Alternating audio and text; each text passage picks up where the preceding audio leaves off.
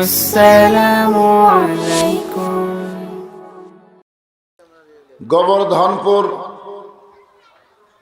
কেন্দ্রীয় জামে মসজিদ কমিটি কর্তৃক আয়োজিত মসজিদের উন্নয়ন কল্পে আজকের এই বিরাট ওয়াজ মাহফিল। আজকের এই মাহফিলে আল্লাহ তাআলা যেনাকে সম্মানিত সভাপতির আসনে কবুল করেছেন, জনাব আলহাজ ABM হাবিবুর রহমান। আজকের এই মাহফিলের সম্মানিত সহসভাপতি জনাব আলহাজ মোহাম্মদ আব্দুল মালিক সরকার। সম্মানিত সভাপতিদ্বয়কে অন্তরের অন্তঃস্থল থেকে আমি শুভেচ্ছা জ্ঞাপন করছি। মাইকের সাউন্ড কানে একটু লাগতেছে, সাউন্ড একটু সাইজ করেন। আজকের এই মাহফিলের সম্মানিত প্রধান অতিথি, গণমানুষের জননেতা, অত্যন্ত ভালো মনের একজন মহান মানুষ জনাব মোহাম্মদ রেজাউল করিম বাদশা, সম্মানিত মেয়র বগুড়া পৌরসভা।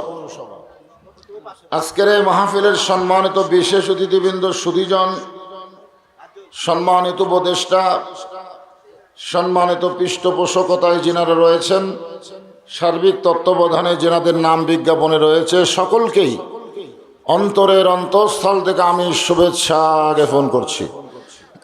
সম্মানিত ওলামায়ে কেরাম, আপনাদের মাঝে মাঝে যে সমস্ত আলেম ওলামা বসে আছেন, মঞ্চে উপবিষ্ট আছেন, বিশেষ করে আজকের মাহফিলের অন্যতম দুই আকর্ষণ মসজিদের পেশ ইমাম এবং মসজিদের খতিব সহ যে সমস্ত আলেম ওলামা আজকের এই মাহফিল উপস্থিত হয়েছেন, সকলকেই অন্তরের অন্তঃস্থল থেকে আমি শুভেচ্ছা জ্ঞাপন করছি। সম্মানিত আল্লাহর বান্দারা, এই সন্ধ্যার সময় অত্যন্ত গুরুত্বপূর্ণ সময়, অথচ সন্ধ্যার সময়কে আমরা খুব একটা গুরুত্ব দেই না। আল্লাহ বলেছেন সাব্বিহুহু বুকরাতাও ওয়া আসিলা, সকাল এবং সন্ধ্যাকে আল্লাহ অত্যন্ত গুরুত্ব দিয়েছেন তাসবিহ জিকির আজকার করার ব্যাপারে। পুরো আয়াতটা হলো ইয়া আইয়ুহাল্লাযীনা আমানু যকুরুল্লাহা যিকরান কাসীরা ওয়া সাব্বিহুহু বুকরাতাও ওয়া আসিলা। এই সন্ধ্যার সময় আজকের এই জান্নাতের বাগানে আমার সামনে যারা বসেছেন, যিনারা নিজে বসেন নাই, আল্লাহ পাক বসাইছেন, সুবহানাল্লাহ বলেন।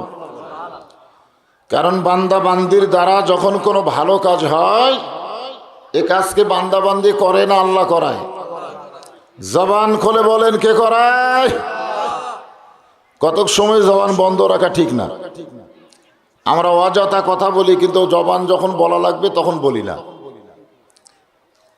মা আসাবাকা মিন হাসানাতিন ফামিন আল্লাহ, আল্লাহ পবিত্র কোরআন ইরশাদ করেন, বান্দা বান্দির দ্বারা যখন কোনো ভালো কাজ হয়, এই কাজ বান্দা বান্দি করে না, আল্লাহ করায়। তাহলে কোরআনের মাহফিলে বসা এটা ভালো কাজ না খারাপ কাজ? তাহলে এই ভালো কাজ আমাদের কে করালো? যে আল্লাহ দয়া করে রহম করে আমার সামনে আল্লাহ যিনাদেরকে কবুল করেছেন, আমি আমার অন্তরের অন্তঃস্থল থেকে আপনাদের সবাইকে শুভেচ্ছা জ্ঞাপন করছি। সম্মানিত মা বোনেরা, পর্দার অন্তরালে বসে বসে যেনারা আলোচনা শুনতেছেন, আমি সম্মানিত মা বোনদেরকেও অন্তরের অন্তঃস্থল থেকে শুভেচ্ছা জ্ঞাপন করে বর্তমান বাংলাদেশের পরিবেশে এই মুহূর্তে আপনারা সকলে কেমন আছেন? আলহামদুলিল্লাহ রব্বিল আলামিন। যে আল্লাহ শারীরিক সুস্থতা দান করে মানসিক প্রশান্তির জন্য আজকের এই জান্নাতের বাগানে কবুল করলেন, আমরা সে আল্লাহর উপরে খুশি না বেজার? তাহলে জবান করে সমস্বরে সকলে বলবো, রব্বানা লাকাল হামদ হামদান কাসীরান তাইয়িবান মুবারাকান ফীহি। আমরা আল্লাহর প্রশংসা করলাম, এই কারণে আমরা বেশি বেশি আল্লাহর প্রশংসা করব যে আল্লাহ জন্মগতভাবে আমাদের সবাইকে মুসলমানের ঘরে কবুল করেছেন। এই হিসাবে আমরা জন্মসূত্রে মুসলমান। জন্মসূত্রে কি? জন্মসূত্রে মুসলমান হওয়ার মধ্যে লাভ না লস? কতটুকু লাভ? অনেক। আসলে লাভ লস আমরা বুঝি না তো। জন্মসূত্রে মুসলমান হওয়ার কারণে আমাদের কতটুকু লাভ হয়েছে, আমি ছোট্ট একটা কথা আপনাদের শোনাই।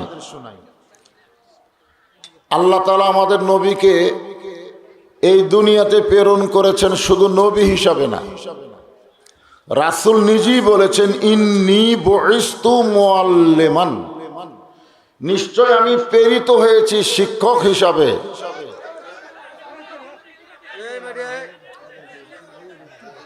এইটা আবার কিসের কিসের প্রজেক্টর? আচ্ছা ঠিক আছে,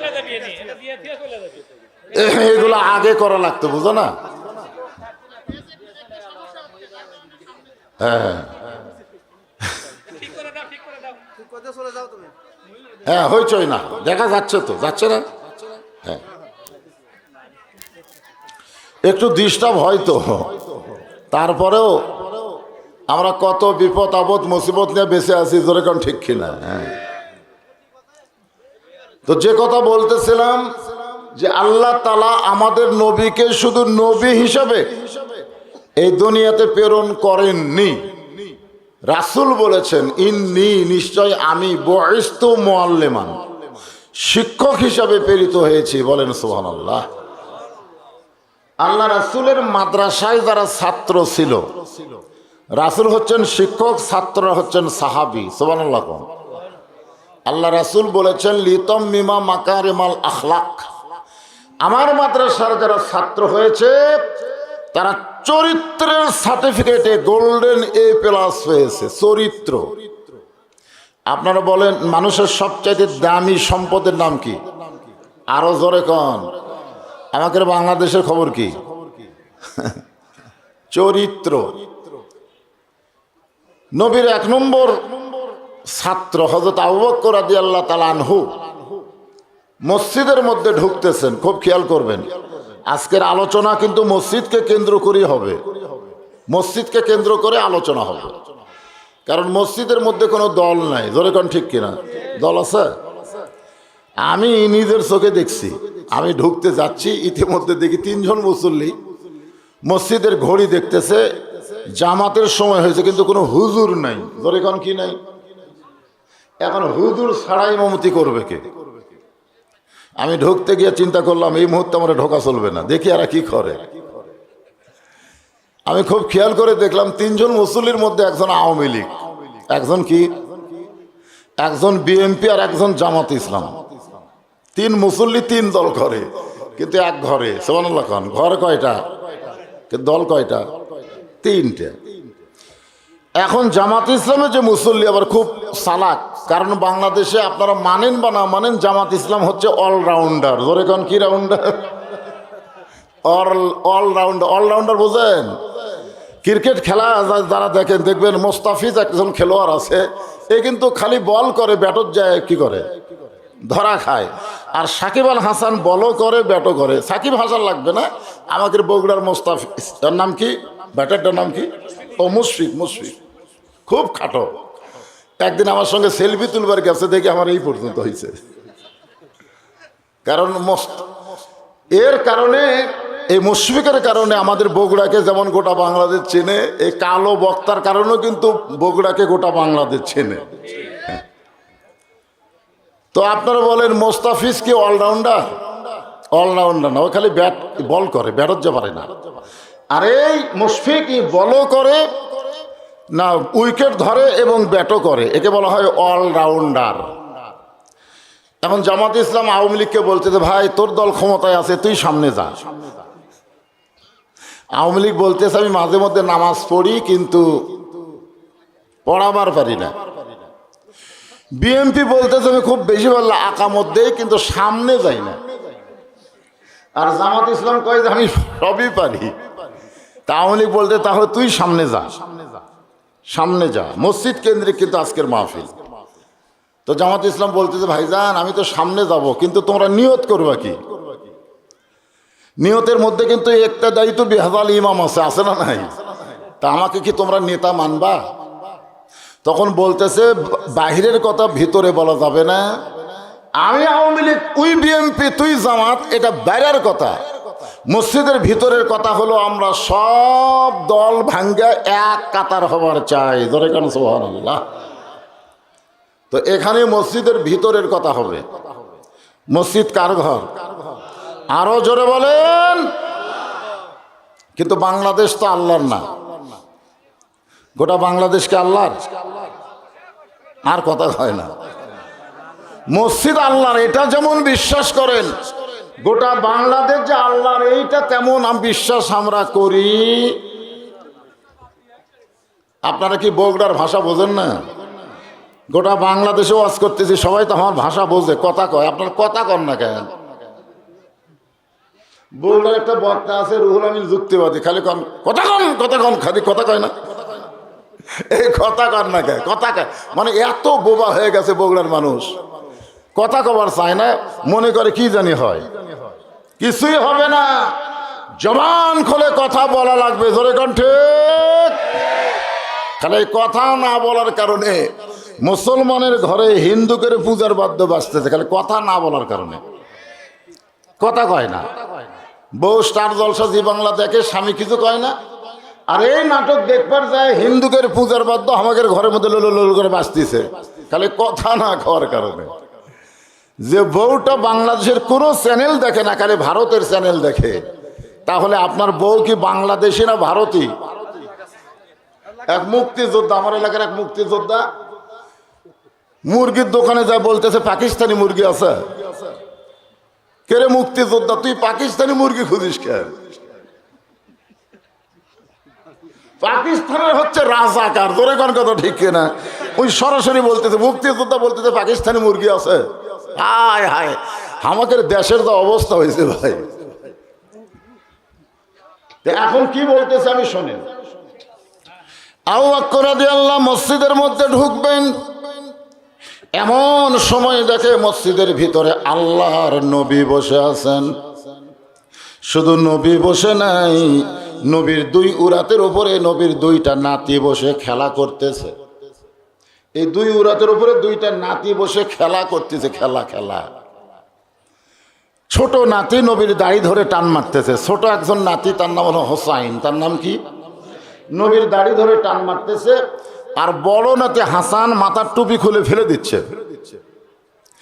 নবী বিরক্ত না হয়ে বরং দুই নাতিকে বুকের মধ্যে নিয়ে আবার চুমা খাচ্ছে। সুবহানাল্লাহ। আবু বকর রাদিয়াল্লাহু এই দৃশ্য দেখার পরে বলতেছেন, আল্লাহ, এতদিন জানতাম আমার নবী শুধু বিশ্ব নবী, আজকে নিজের চোখে দেখলাম তিনি হলেন বিশ্বের শ্রেষ্ঠ নানা। ধরে কর সুবহানাল্লাহ। তাহলে আমার নবী কি শুধু নবী?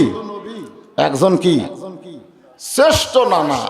আমিও তো নানা হয়েছে, কিন্তু এরকম বিরক্ত তো আমি সহ্য করতে পারবো না।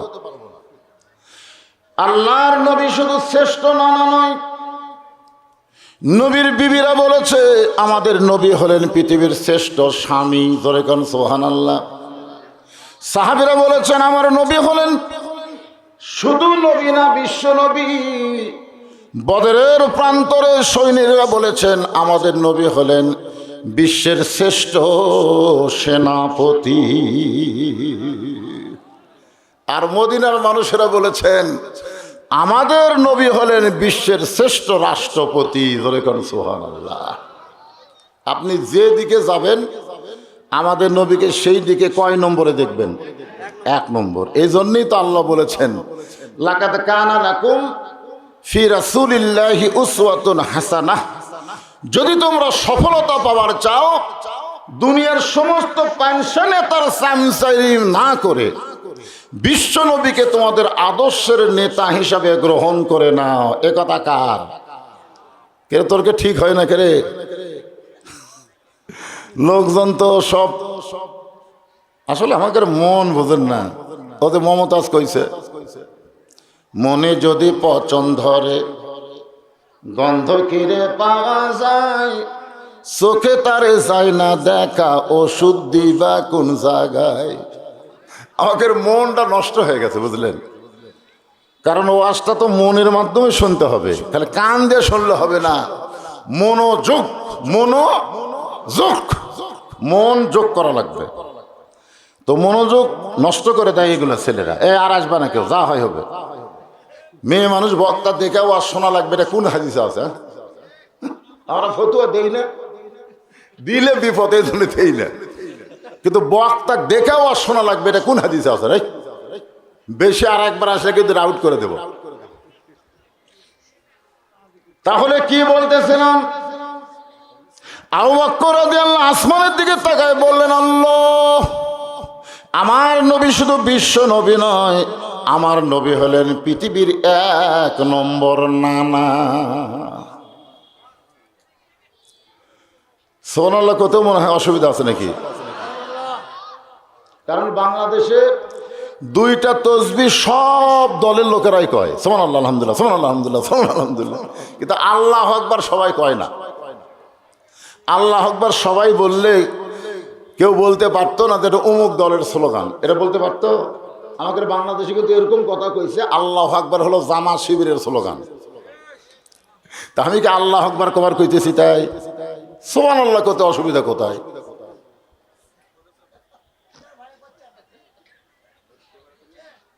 জোরে সরে বলেন সুবহানাল্লাহ।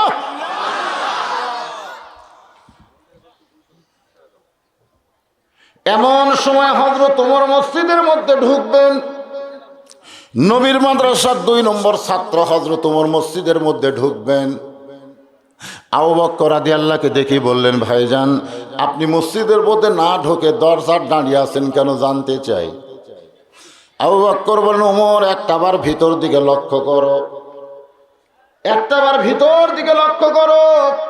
হযরত ওমর ভিতর দিকে লক্ষ্য করে দেখে একজন দাড়ি ধরে টান মারতেছে, আর একজন টুপি খুলে ফেলে দেয়। যে ওমর রাস্তাতে গেলে শয়তান কয়দিন যায় না, সে ওমর বলতেছেন, এই 2টা সন্তান বড় বেয়াদব হয়ে গেছে, এরা সব সময় নবীকে কষ্ট দেয়। আবু বকর রাদিয়াল্লাহু বললেন, আমার নবী হলেন বিশ্ব কি শ্রেষ্ঠ নানা। আর ওমর ফারুক বলতেছে, এই 2টা সন্তান বেয়াদব হয়ে গেছে, বেয়াদব, এরা সব সময় নবীকে কষ্ট দেয়। সঙ্গে সঙ্গে আবু বকর এভাবে শাহাদত আঙ্গুলি তুলে বলতেছেন, ওমর, যেই কথা একবার বলেছো এই কথার দ্বিতীয়বার বলতে পারবা না।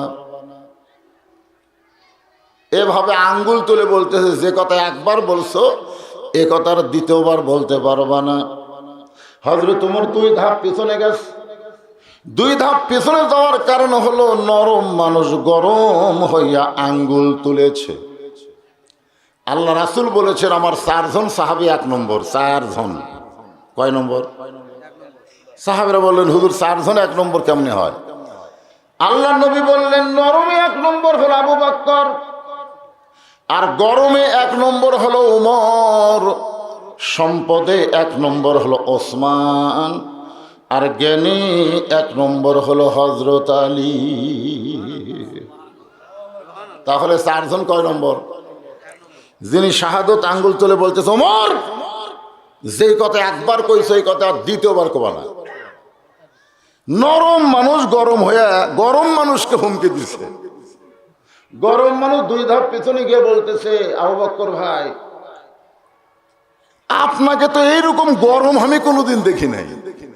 আবু বকর, ওমর, নরম মানুষকেও মাঝে মধ্যে গরম হতে হয়, কারণ মাঝে মধ্যে গরম না হলে স্বৈরাচারী সরকার মাথার উপরে সে জালেম হয়ে যায়। জোরে কোন কথা ঠিক কি না?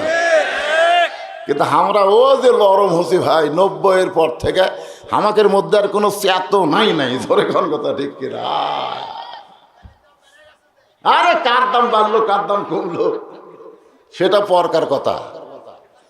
মাঝে মধ্যে একটু গরম হওয়ার দরকার আছে না নাই? জোরে কোন আছে না নাই? সব জায়গায়। আপনি ছেলেকে ভাত খাওয়ার সময় ডাকতেছেন, বাবু আসো একসঙ্গে খাই, এটা নরম। কিন্তু আপনি যখন নামাজে যাবেন, ছেলে তখন কম্বলের মধ্যে আরাম করবে, ওই সময় নরম হওয়া যাবে না, কম্বল টান দিয়ে ঘাড় ধরে তোলা লাগবে। ওঠ ওঠ শয়তান ওঠ। রাত সারা তো খার নাম শোনার পরে তুই ঘুম পারিস কেন? ওই সময় আর বাবাকে নরম হওয়া চলবে না, গরম হয়ে ছেলেকে মসজিদের কাতারে দাঁড় করায় দিতে হবে। ফেরেশতা বলে আল্লাহ খবর কি? আল্লাহ বলে বাপ বেটা দুটাই জান্নাতি। জোরে করে সুবহানাল্লাহ। আর বাবা নরম হয়ে একলা একলা নামাজ পড়তেছে আর বেটা ঘুম পাড়তেছে। নামাজ পড়ার পরে আল্লাহ বলতেছে, ফেরেশতা বলতেছে আল্লাহ এই তোমার নামাজের খবর কি? আল্লাহ কয় যতই নামাজ পড়ুক কবুল হবে না, কারণ কু আনফুসাকুম আহলিকুম নারা, জাহান্নামের আগুন থেকে বাঁচতে গেলে বাপ একলা বাঁচলে হবে না, বেটাকে নিয়েও বাঁচা লাগবে। জোরে কোন কথা ঠিক কিনা? তাহলে মাঝে মধ্যে গরম হওয়ার দরকার আছে না নাই? আপনি ঈশার নামাজ পড়লেন মসজিদে, বাড়িতে এসে দেখেন আপনার বউ স্টার জলসা দেখতেছে, ওই সময় একটু গরম হওয়ার দরকার আছে না নাই? কিন্তু গরম হচ্ছেন কোনোদিন? লাভ হয় না এ কথা বাংলার মানুষ কয়, পৃথিবীর কেউ এটা বিশ্বাস করে না। লাভ হবে না কেন? দুর্বল হয়ে কথা বললে তো লাভ হবে না। একটু মনোযোগ দিয়ে শোনেন। ওমর ফারুক বলে আবু বকর ভাই হঠাৎ গরম হওয়ার কারণ কি জানতে চাই। আবু বকর বলে ওমর তুমি যে দুইটা সন্তানকে বেয়াদব বললা তাদেরকে তুমি চিনো? তুমি যে বললাই দুইটা সন্তান বেয়াদব হয়ে গেছে, এই দুই সন্তানকে তুমি চিনো? জানো না চিনো? কথাটা খেয়াল করবেন। ওমর ফারুক আবু বকর কি বলতেছে? এই দুইটা সন্তান যে বেয়াদব হয়ে গেছে তুমি বলতেছো, তুমি কি এদেরকে চিনো? যদি বলতো এই দুই সন্তানকে তুমি জানো তাহলে উত্তর সহজ হতো, কিন্তু যখন বলছে চিনো, জানা আর চিনা এই দুইটা কি এক? কথা বলেন বগুড়ার মানুষ, জানা আর চিনা দুইটা কি এক? আজকে যারা কোরআনের তাফসীর শুনতে আইছেন আপনারা কি কোরআন চেনেন? না, চিনেন না। আপনারা জানেন পৃথিবীর শ্রেষ্ঠ কিতাব হচ্ছে আল্লাহর কোরআন, এইটুকুই শুধু জানেন। যদি কোরআন পৃথিবীর শ্রেষ্ঠ কিতাব আপনারা চিনতেন তাহলে মানুষের তৈরি আইন দিয়ে আপনারা চলতে পারতেন না। জোরে কোন কথা ঠিক কিনা? কোরআনের ওয়াজ শুনবেন আর মানুষের তৈরি করা আইন দিয়ে চলবেন, আর মরার সময় মুসলমান হয়ে মরবেন, এইটা ভুলে যান, এইটা ভুলে যান। বর্তমানে আমাদের বাংলাদেশে যারাই মরতেছে শতকরা 100 জন মুসলমান হয়ে মরবার পারতেছে না। 100 জন, সে হুজুর মরুক আর হাজি মরুক, কারণ মুসলমান হয়ে মরার শর্ত আছে। আল্লাহ কোরআনে বললেন ইয়া আইয়ুহাল্লাযীনা আমানুত্তাকুল্লাহা হাক্কা তুকাতিহি ওয়া লা তামুতুন্না ইল্লা ওয়া আনতুম মুসলিমুন। মুসলমান হয়ে মরার শর্ত কি? 1 নম্বর শর্ত হলো আল্লাহর ভয়। আল্লাহর ভয়, আল্লাহ ছাড়া অন্য কারো ভয় কলিজার মধ্যে থাকা চলবে না। আল্লাহর ভয়, শয়তানের ভয়, দুই ভয় থুয়ে। আপনাদের গর্বর মসজিদে মাগরিবের নামাজ পড়তে যাচ্ছি, যাওয়ার সময় আমার সাহাবিক বলতেছি আমার জুতাটা সামাল করো, আমার জুতাটা সামাল করো। তার মানে কি আমি মসজিদে ঢুকতেই কিন্তু চোরের ভয় করছি। জোরে করার কথা ঠিক কিনা? কেন জুতা সামাল করা মানে কি? সামান্য জুতা সামাল করা লাগতেছে। আল্লাহর ঘরের মধ্যে ঢুকতে গিয়া আমরা পুরোপুরি আল্লাহর ভয় না ঢুকতে পারতেছি না। মাঝে মধ্যে জুতা চোরের ভয়ও আমাকে কলিজার মধ্যে আছে। তোর এখন কথা ঠিক কিনা? এখন আপনারা বলেন যতই 2 তলা 3 তলা 5 তলা মসজিদ করেন, আল্লাহর ভয় চোরের ভয় একসঙ্গে যদি রয় তার নামাজ কোনোদিন কবুল হয় না। শব্দ জোরে করলেন না। আমাদের 5 ফিরে বুঝলেন, 2 দল মানুষ আস্তে কথা কয়। আমাদের 5 ফিরে, এক দল হলো মেয়ে মানুষ জোরে কথা কয় না, পর্দার খেলাফ হয়। জোরে কথা বললে পরপুরুষ শুনতে পেলে পর্দার খেলাফ হয়। আর 2 নম্বর হলো চোরেরা জোরে কথা কয় না, ধরা পড়ার ভয়। আপনার কি মেয়ে মানুষ না চোর? জোরে কথা কন না কেন? আমি কি ঢাকার থেকে ওয়াজ করে বেড়াচ্ছি? ঢাকার থেকে আমি বগুড়ার সোল, পুটি মাছ মারবা যায় ধরে আনি বল। একটু চাপেন তো, চাপেন তো। হাই হাই, এত মানুষ আসা শুরু হলো কে রে? একটু চাপেন তো ভাই। এ সোনার চানের একটু চাপেন রে। এই ঘনবসতি বাংলাদেশে আমরা 12 লক্ষ রোহিঙ্গা মুসলমানকে জায়গা দিছি রে, জোরে করে কথা ঠিক কিনা? জায়গা দেওয়ার অভ্যাস আমাকে আছে রে, আছে আছে আছে। সাবাতে রোহিঙ্গাকে যদি জায়গা দিবার পারি, এরা তো আমাকে ভাই। হ্যাঁ, একটু জায়গা দিবার গিয়ে একটু চাপেন চাপেন, সোনার সোনার একটু চাপেন তো। এখনো ওয়াজ শুরু হয়নি, কেবল ভূমিকা চলতেছে। একটু চাপেন আর জিকির করে লা ইলাহা ইল্লাল্লাহ। সামনে খ্যাট দিয়ে কয় লোক ধরাবেন? ওদিকে দেখেন ওটা অবস্থা কি। চাপেন বাবা, চাপেন আর জিকির করেন লা ইলাহা ইল্লাল্লাহ, লা ইলাহা ইল্লাল্লাহ, লা ইলাহা ইল্লাল্লাহ, লা ইলাহা ইল্লাল্লাহ, লা ইলাহা ইল্লাল্লাহ, লা ইলাহা ইল্লাল্লাহ। হইছই না, জিকির করেন আর চাপেন লা ইলাহা।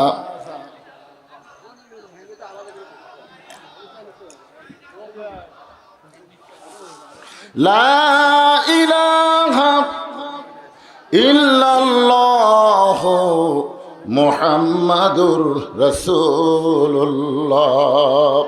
সকলে বলবো সাল্লাল্লাহু আলাইহি ওয়াসাল্লাম।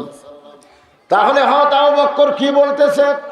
ওমর, তুমি যে 2টা সন্তানকে বেয়াদব বললা, তুমি তাদেরকে চিনো? যদি বলতো তুমি তাদেরকে জানো, তাহলে উত্তর সহজ হইতো। কিন্তু যখনই বলেছেন চিনো, সহজ না কঠিন? এজরকম সহজ না কঠিন? বাংলাদেশে আমরা কোরআন জানি রে, কিন্তু আল্লাহর কোরআনকে আমরা চিনি না। আমরা এসপি সাহেবকে চিনি, মুয়াজ্জিনকে আমরা চিনি না। মুয়াজ্জিন, মসজিদের মুয়াজ্জিনকে আপনারা চিনেন? চিনেন চিনেন চিনেন না। এসপি চিনেন, এসপি চিনেন, ডিসি চিনেন, এমপি চিনেন, মন্ত্রী চিনেন, কিন্তু মুয়াজ্জিন চিনেন না। আল্লাহ রাসূল মাঝে মধ্যে বেলালকে ডাকতেন কাছে। হযরত বেলাল কাছে আসলেই আল্লাহ নবী বেলালের কপালে একটা চুমা দিতেন, দিয়ে বলতেন, বেলাল, হাসরের ময়দানে আমি নবীর চাইতে তোমার মাথা উপরে থাকবে। বেলাল কান্দে আর বলে, ইয়া রাসূলুল্লাহ, ইয়া রাসূলুল্লাহ, হুজুর এমন কথা আপনি বলবেন না, আপনার চাইতে আমার মাথা কেমনে উঁচুতে যাবে? রাসূল বলে, আমি হলাম ইমাম আর তুমি হলাম মুয়াজ্জিন। বেলাল রে, মুয়াজ্জিনের মাথা আমার মাথা উপরে থাকবে। শুধু মাথা উপরে থাকবে না, আল্লাহ তাআলা মুয়াজ্জিনের মাথায় একটা টুপি পরায় দিবে, যে টুপিটা পূর্ণিমার চাঁদের মতো আলোকিত হবে।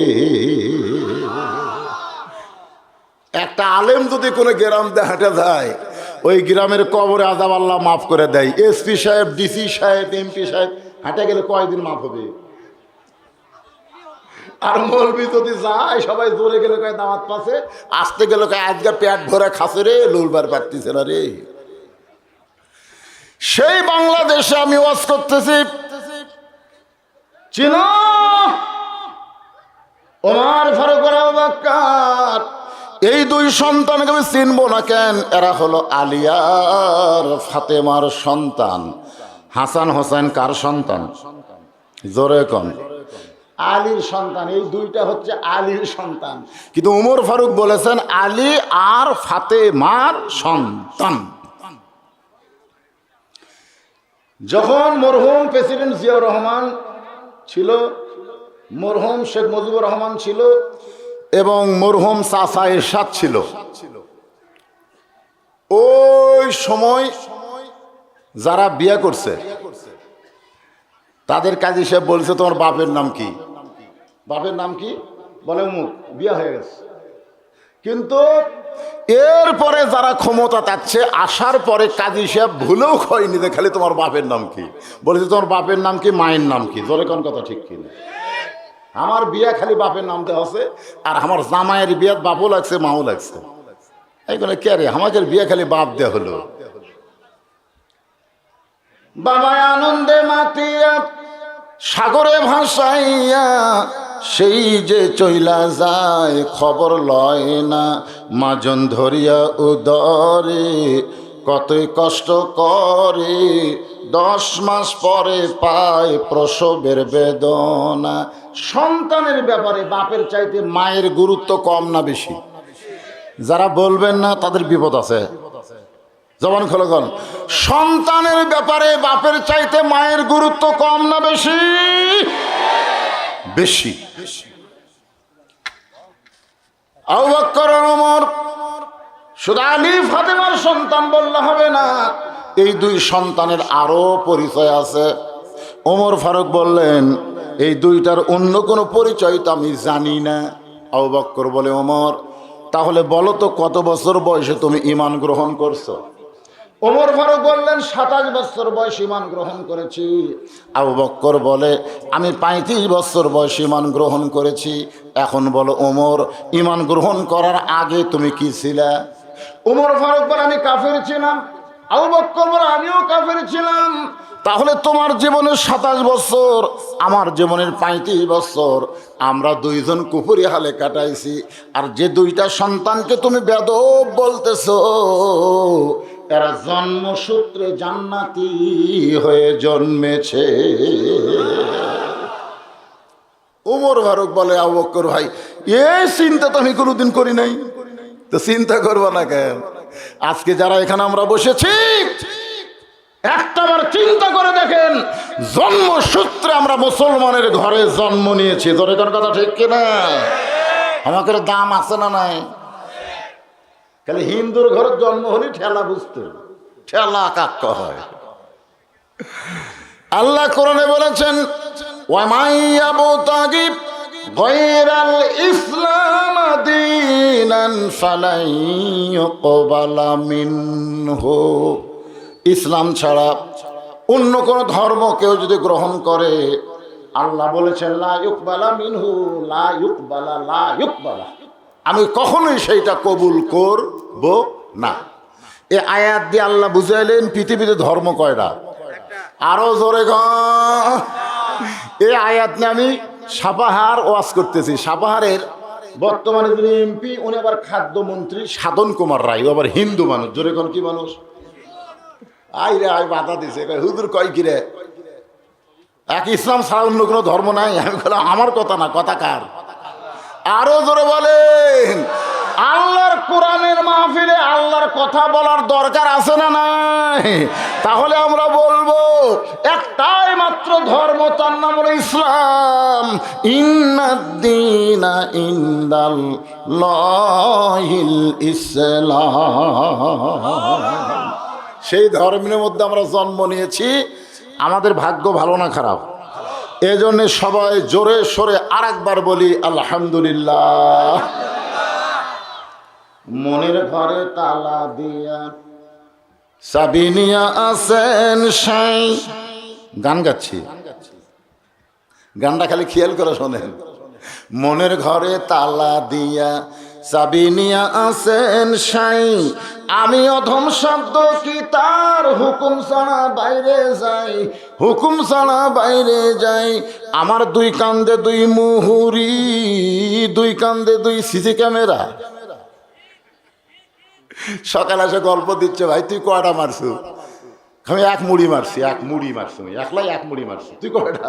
আমি 200টা মারছি। কে রে সকালে এসে গল্প দিচ্ছে, তাহলে মারছে কখন? সকালে এসে গল্প দিচ্ছে তাহলে মারছে কখন? রাত্রে। কেউ দেখি না, আরে পাগলা জানলা দরজা বন্ধ করে মারছি রে, দেখবি কে? তখন দুই কান্দে দুই ফেরেশতা কয় আল্লাহ এই শয়তান কয় কি কেউ দেখেনি, তা আমরা কি ঘুম পাচ্ছি নাকি? রে একজনের কাম আর একজন করে, একজনের ভোট আর একজন দিয়া মাস্তানি মারতেছে। যদি ফুলগুলো হয় অভিমানে ঝরে যায়, আমি মালা গেথে বলো কারে পরাবো, সে যে কেন এলো না কিছু ভালো লাগে না, ভোটসরা কবরে আসুক তারে সিল মারিব। এমন সিল মারা মারবি ভাই কানার ঠসা জোরে গটিকে একেবারে চাপা ভেঙে দিবি। মাস্তানি করতেছে, মাস্তানি করতে পারো বাংলাদেশে। তোমার দুই কান্দে দুই মুহুরি লিখিতেছেন ডায়েরি, দুই কান্দে দুই মুহুরি লিখিতেছেন ডায়েরি, দলিল দেখে রায় দিবে। সবাই গুনাহ হবে, গুনাহ হবে। দলিল দেখে রায় দিবে, দলিল দেখে রায় দিবে। টাকা পয়সার নাই কারবার, আমি পাপী তিনি জামিনদার। আছেন আমার মুক্তার, আছেন আমার ব্যারিস্টার, সেই বিচার জোরে কোন বিচার? এই জবান খুলে বলেন কোন বিচার? যেগুলো বিচার বাংলাদেশে হচ্ছে, হাইকোর্ট, জজ কোর্ট, হাইকোর্ট, সুপ্রিম কোর্ট, এইগুলা কি শেষ বিচার না আরো বিচার আছে? এরা বিচারকের আসনে মনে বসে মনে করতেছে এটাই শেষ বিচার। তোমরা পরিমনের মতন ব্যবসাকে জামিন দাও, আর আলেম ওলামাদের হাতে হাত করা পড়া জেলের মধ্যে ঢুকাও, এটাই শেষ বিচার না, বিচার আরো আছে। ধরে কোন কথা ঠিক না? সেই দিন বুঝবার পারবা আলাইসাল্লাহু বিআহকামিল হাকিমিন। খেলা হবে না? আমরা কিন্তু বলি তোর বিচার আল্লাহ করবি রে। এই তোর বিচার কে করবি? সুবহানাল্লাহ। কিন্তু আমাদের মুসলমানদের একটু খেয়াল করবেন, এমন একজন বিশ্ব নবীর উম্মত আমরা হলাম, আল্লাহ যখন আমাদেরকে আসামি বানায় বিচার শুরু করবেন, ওই সময় আমাদের নবী আমাদের উকিল হবেন, আমাদের ব্যারিস্টার হবেন, আল্লাহর আদালতে আমাদের পক্ষে ওকালতি করে আমাদেরকে জামিন করে জান্নাতে নিয়ে যাবে। এমন বিশ্ব নবীর উম্মত হওয়াতে আপনারা খুশি না বেজার? তাহলে জবান খুলে আমার সঙ্গে একটু সকলে বলবেন, নবী না হয়ে দুনিয়ার, না হয়ে ফেরেশতা আল্লাহর, হয়েছি উম্মত আপনার, তার তরে শুকুর। এরপরে থামার কারণ কি জানেন? এই যে আপনারা বললেন তার তরে শুকুর 1000 বার, হাজারের খাওয়া আছে। যখন 1000 বার লেখছে তখন গোস্ত ছিল 3 টাকা শেয়ার, 15 টাকাতে গরু পাওয়া গেছে আমার দাদা কয়। তার আগে হাজারের কথা লেখা আছে। বর্তমান বাংলাদেশে জিনিসপত্র যেই দাম, 1000-এর কোনো খাওয়াই নাই।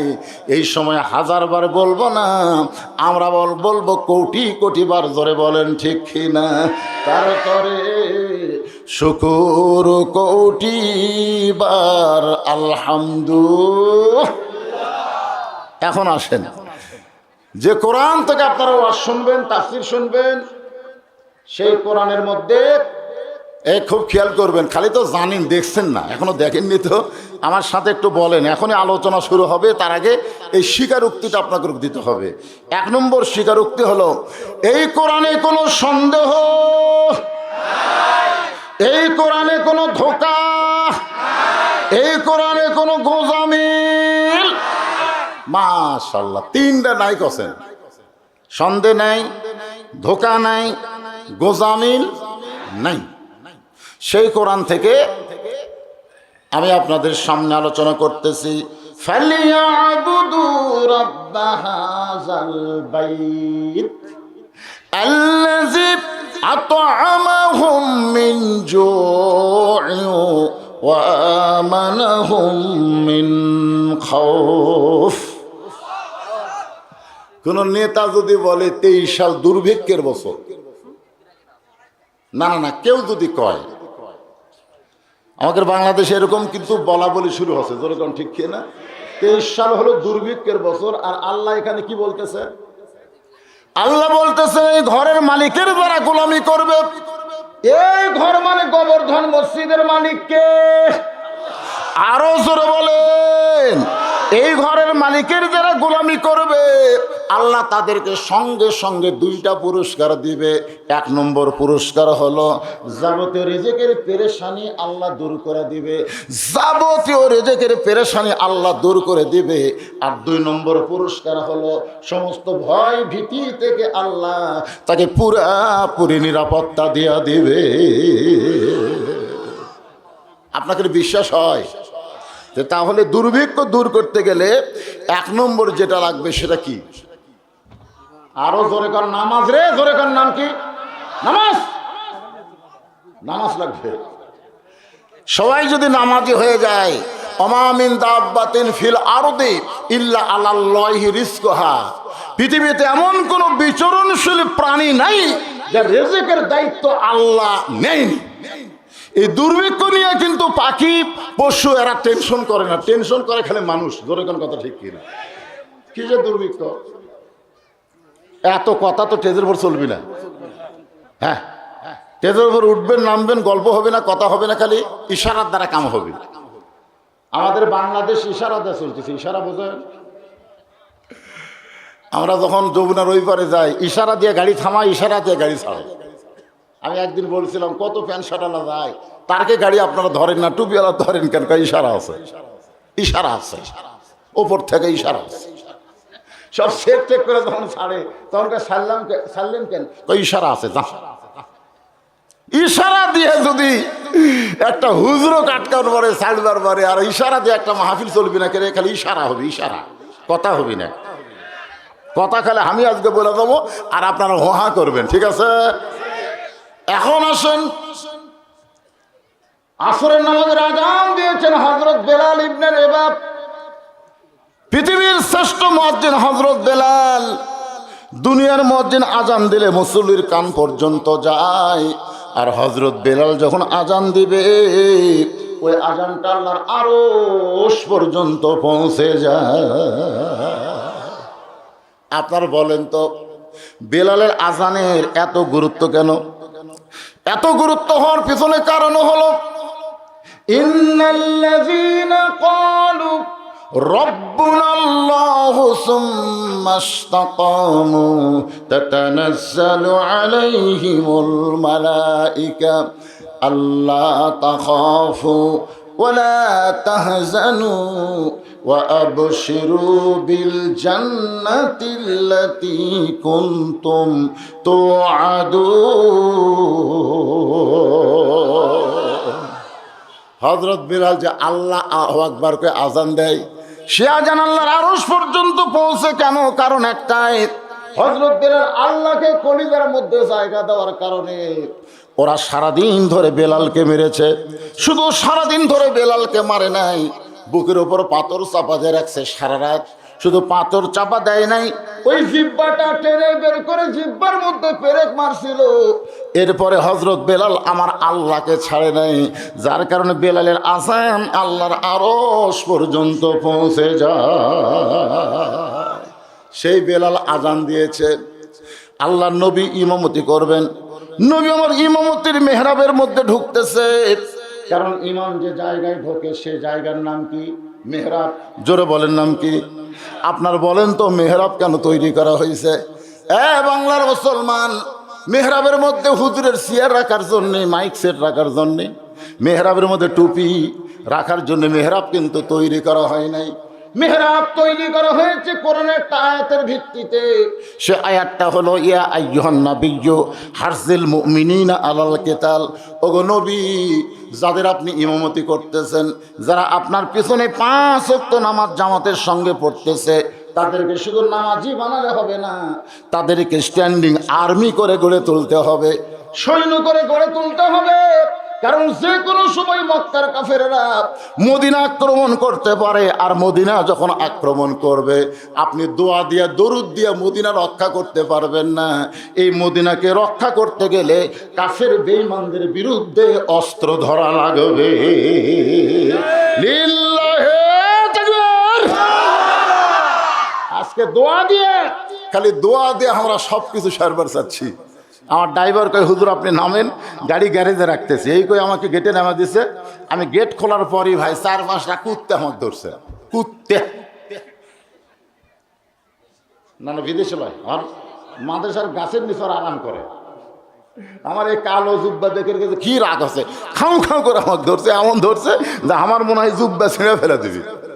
আমি চিন্তা করতেছি ভাই কথা কম কত রে বা, তুই একটু কম।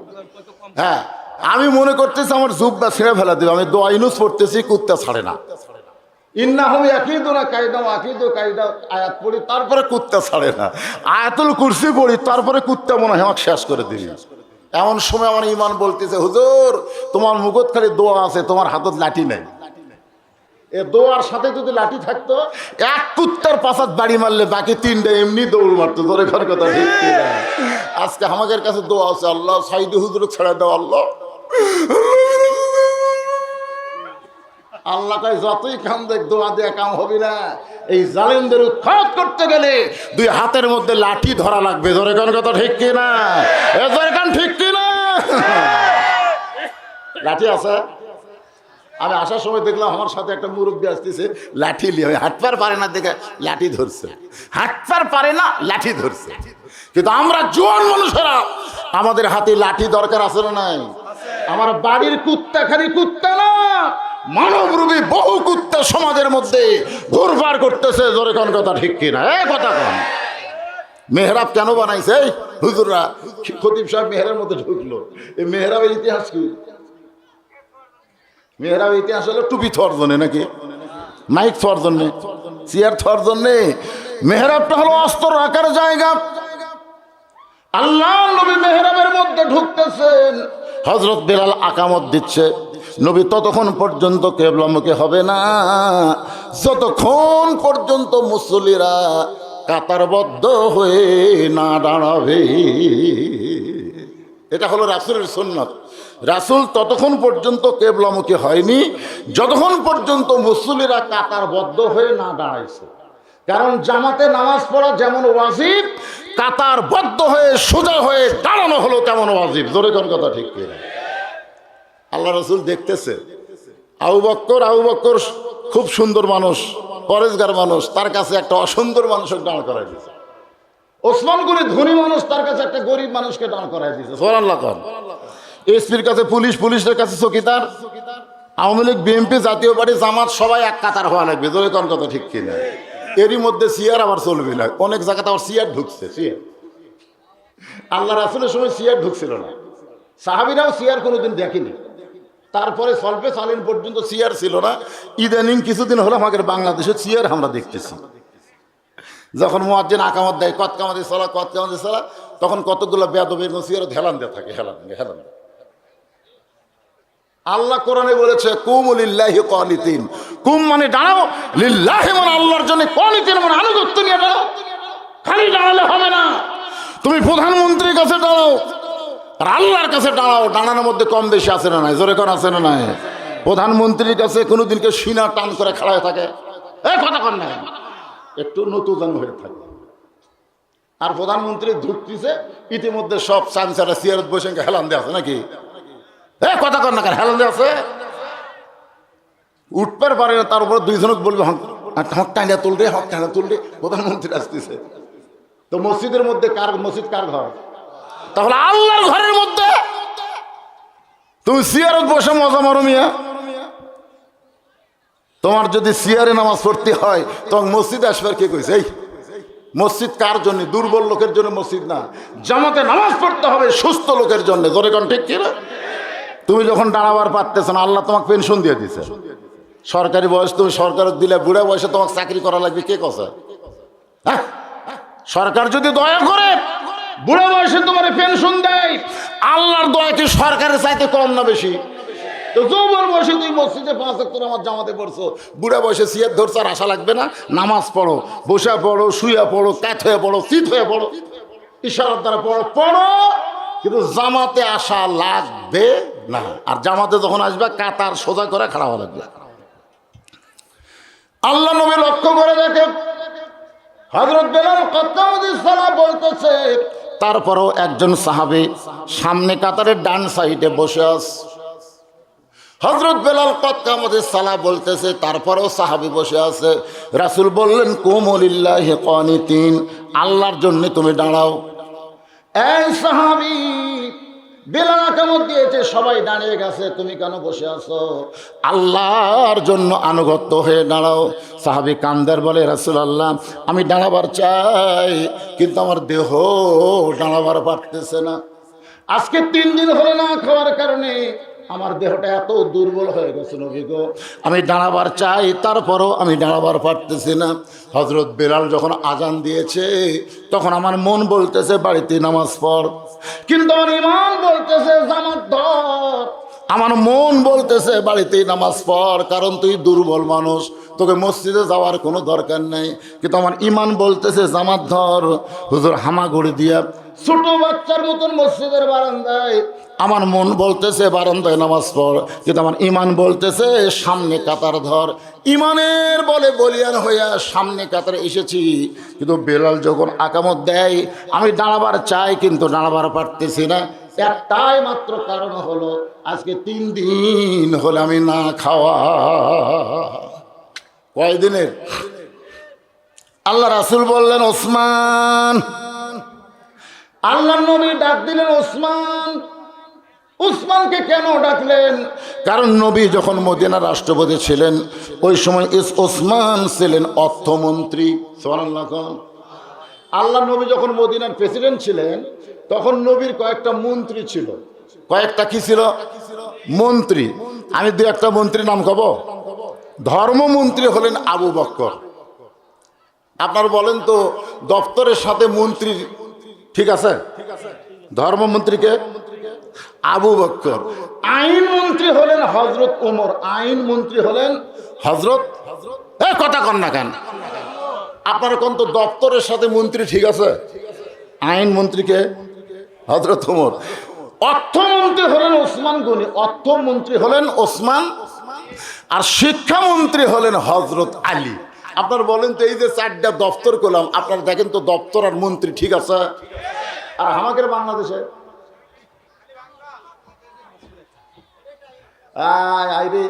কোন দপ্তরের সাথে কোনো মন্ত্রী তাল মিলে না। প্রধান কথা ঠিক না? আমাদের ধর্মমন্ত্রী যদি বলা হয় যে বাইতুল মুকাদ্দামে একদিন খুতবা দেন, একটু মনোযোগ দিয়ে শুনবেন। 1 নম্বর ধর্মমন্ত্রী কেমন ধর্মের মন্ত্রী ছিলেন? নবী আমার মসজিদ নববীর মধ্যে বসা এমন সময় ফেরেশতা জিবরাইল সে নবীকে সালাম দেয়, আসসালামু আলাইকা ইয়া রাসূলুল্লাহ, আসসালামু আলাইকা। নবী চমকে গিয়ে বলে জিবরাইল আমারে সালাম দিলা। জিবরাইল বলে রাসূলুল্লাহ এই সালাম আমার নয়, এই সালাম স্বয়ং আল্লাহ তাআলা আপনাকে দিয়েছে।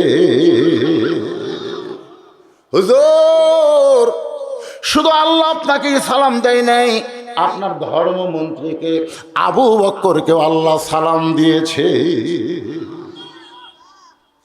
নবী বলতেছে জিবরাইল আল্লাহর সালাম তুমি আমার কাছে পৌঁছায় দিলে, কিন্তু আমার আবু বকরের কাছে আল্লাহর সালাম কে পৌঁছায় দিবে?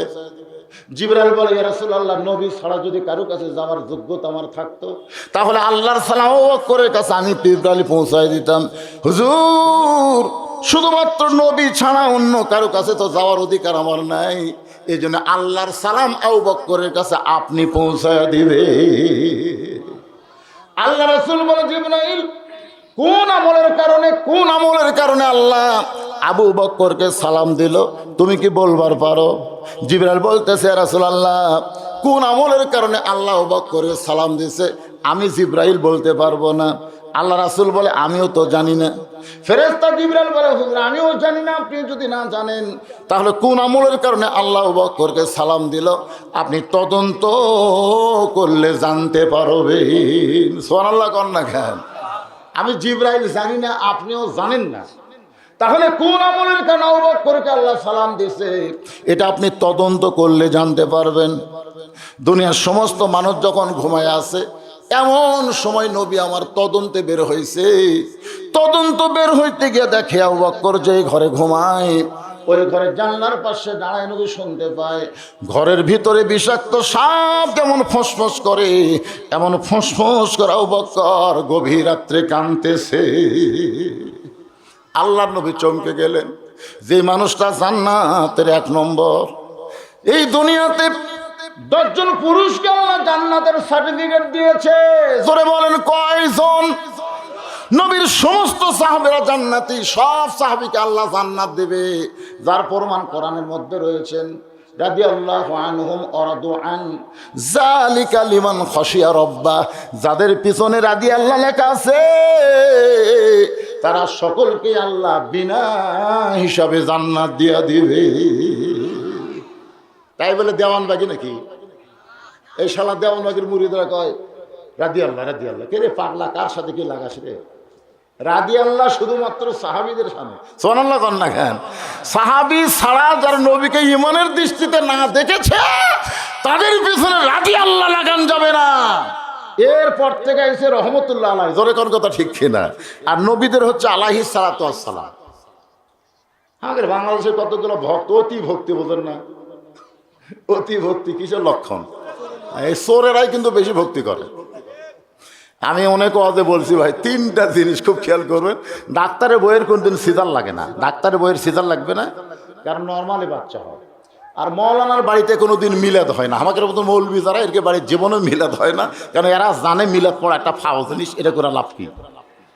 আরেকটা হলো পীরের বউ কোনোদিন মুরিদ হয় না, কারণ পীরের বউ জানে আমার পীর এক নম্বর লুচ্চা, এর হাতে মুরিদ হয়ে লাভ নেই। আরে তোমরা যাকে বাবা বল ভক্তি করতেছ আর বই ওর হাতে মুরিদ হয়, খোঁজলা দেখো। কারণ জানে আমার পীর সাহেব মাঝে মধ্যে মুরিদের বইয়ের দিকে চোখ মারে, এই শালা লুচ্চার হাতে মুরিদ হবো। আর সেই লুচ্চাকে তোমরা বাবা বানাসা, বাবা কি রে বা, অসুবিধা হচ্ছে? আচ্ছা আলহামদুলিল্লাহ, ও আজ হবি আজকে ফাটাফাটি। রাজি আছেন তো? হ্যাঁ, শোনা রাজি। শীত লাগতেছে, শীত লাগতেছে। আল্লাহর বান্দার একটু মনোযোগ দিবেন। আজান হচ্ছে এখন আমাদের এশার নামাজ, এখানে এশার নামাজ হবে প্রতিদিনের তুলনায় 1.5 ঘন্টা পরে। অসুবিধা আছে? প্রতিদিন তো আপনারা এই সময় পড়তেন, কয়টা বাজে? 7:30। 3 ওয়াক্ত নামাজের সময় এতই কম ভাই। এই আসর থেকে মাগরিব সময় কম, আবার মাগরিব থেকে এশা খুবই সময় কম, জোরে কোন কথা ঠিক কিনা? কিন্তু 2 ওয়াক্ত লম্বা সময়, একটা হলো এশা থেকে ফজর, একটা ফজর থেকে জোহর। এশার নামাজ রাত 12টা পর্যন্ত পড়া যাবে। রাসূল বলেছেন দেরি করলে আমার উম্মতেরা কষ্ট পাবে, এজন্য এশার নামাজ আমি দেরি করে পড়ি নাই। তবে দেরি করে পড়াটা আমি নবীর জন্য খুব ভালো লাগে। সাল্লাল্লাহু আলাইহি। এটা কি প্রতিদিন হবে না খালি আজকে? খালি আজকের দিনে হবে। এই মসজিদ, যে মসজিদের মাহফিল, এই মসজিদে আপনারা মাইকে আজান দিয়েন না। এই মসজিদের আজানটা অন্তত হ্যাঁ মুখে হয়ে যায়, অসুবিধা নেই। আচ্ছা কয়টায় পড়া লাগবে সে পরে? এত হাত বান্ধে 9:30 খাড়াই করে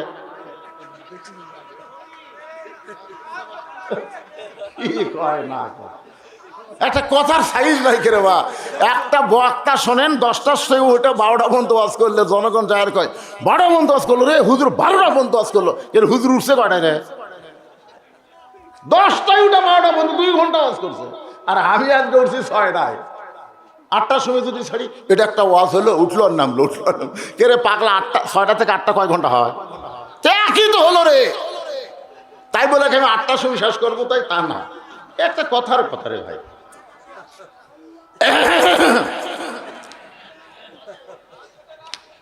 আল্লাহর বান্দার একটু খেয়াল করে শুনবেন। আল্লাহ নবী জানলার কাছে যেই মাত্র দাঁড়াইছে, ভিতর থেকে বিষাক্ত সাপের ফসফসানি শব্দ আপনারা শুনছেন, এমন করে কান্নার আওয়াজ আসতেছে। নবী চমকে গিয়ে বলতেছে আল্লাহ 1 নম্বর জান্নাতি। এই দুনিয়াতে 10 জন পুরুষকে আল্লাহ জান্নাতের সার্টিফিকেট দিয়েছে, 10 জন পুরুষ, তার মধ্যে 1 নম্বর হলো আবু বকর। এ ভাই একটু মনোযোগ দিয়ে শোনেন ভাইরে। আজান হচ্ছে, আজানের জবাব দেওয়া কি? ওয়াজিব। ওয়াজিব মানে কি? ওয়াজিব কি? আজানের জবাব দেওয়া ওয়াজিব মানে কি? আজানের শব্দের সাথে শব্দ মিলালাম কিন্তু নামাজ পড়লাম না, এটা জবাব দেওয়া কয় না, এটার নাম হলো ফাজলামি। ধরে কোন ঠিক কিনা? কিন্তু কোনো কথাই বললাম না, সামনে কাতারে গিয়ে নামাজ পড়লাম, এটাই হলো আজানের উত্তর দেওয়া। আজান মানে তোমাকে ডাকতেছে, তোমাকে ডাকতেছে, সেইটাকে সাড়া দেওয়ার নাম হলো আজানের উত্তর দেওয়া।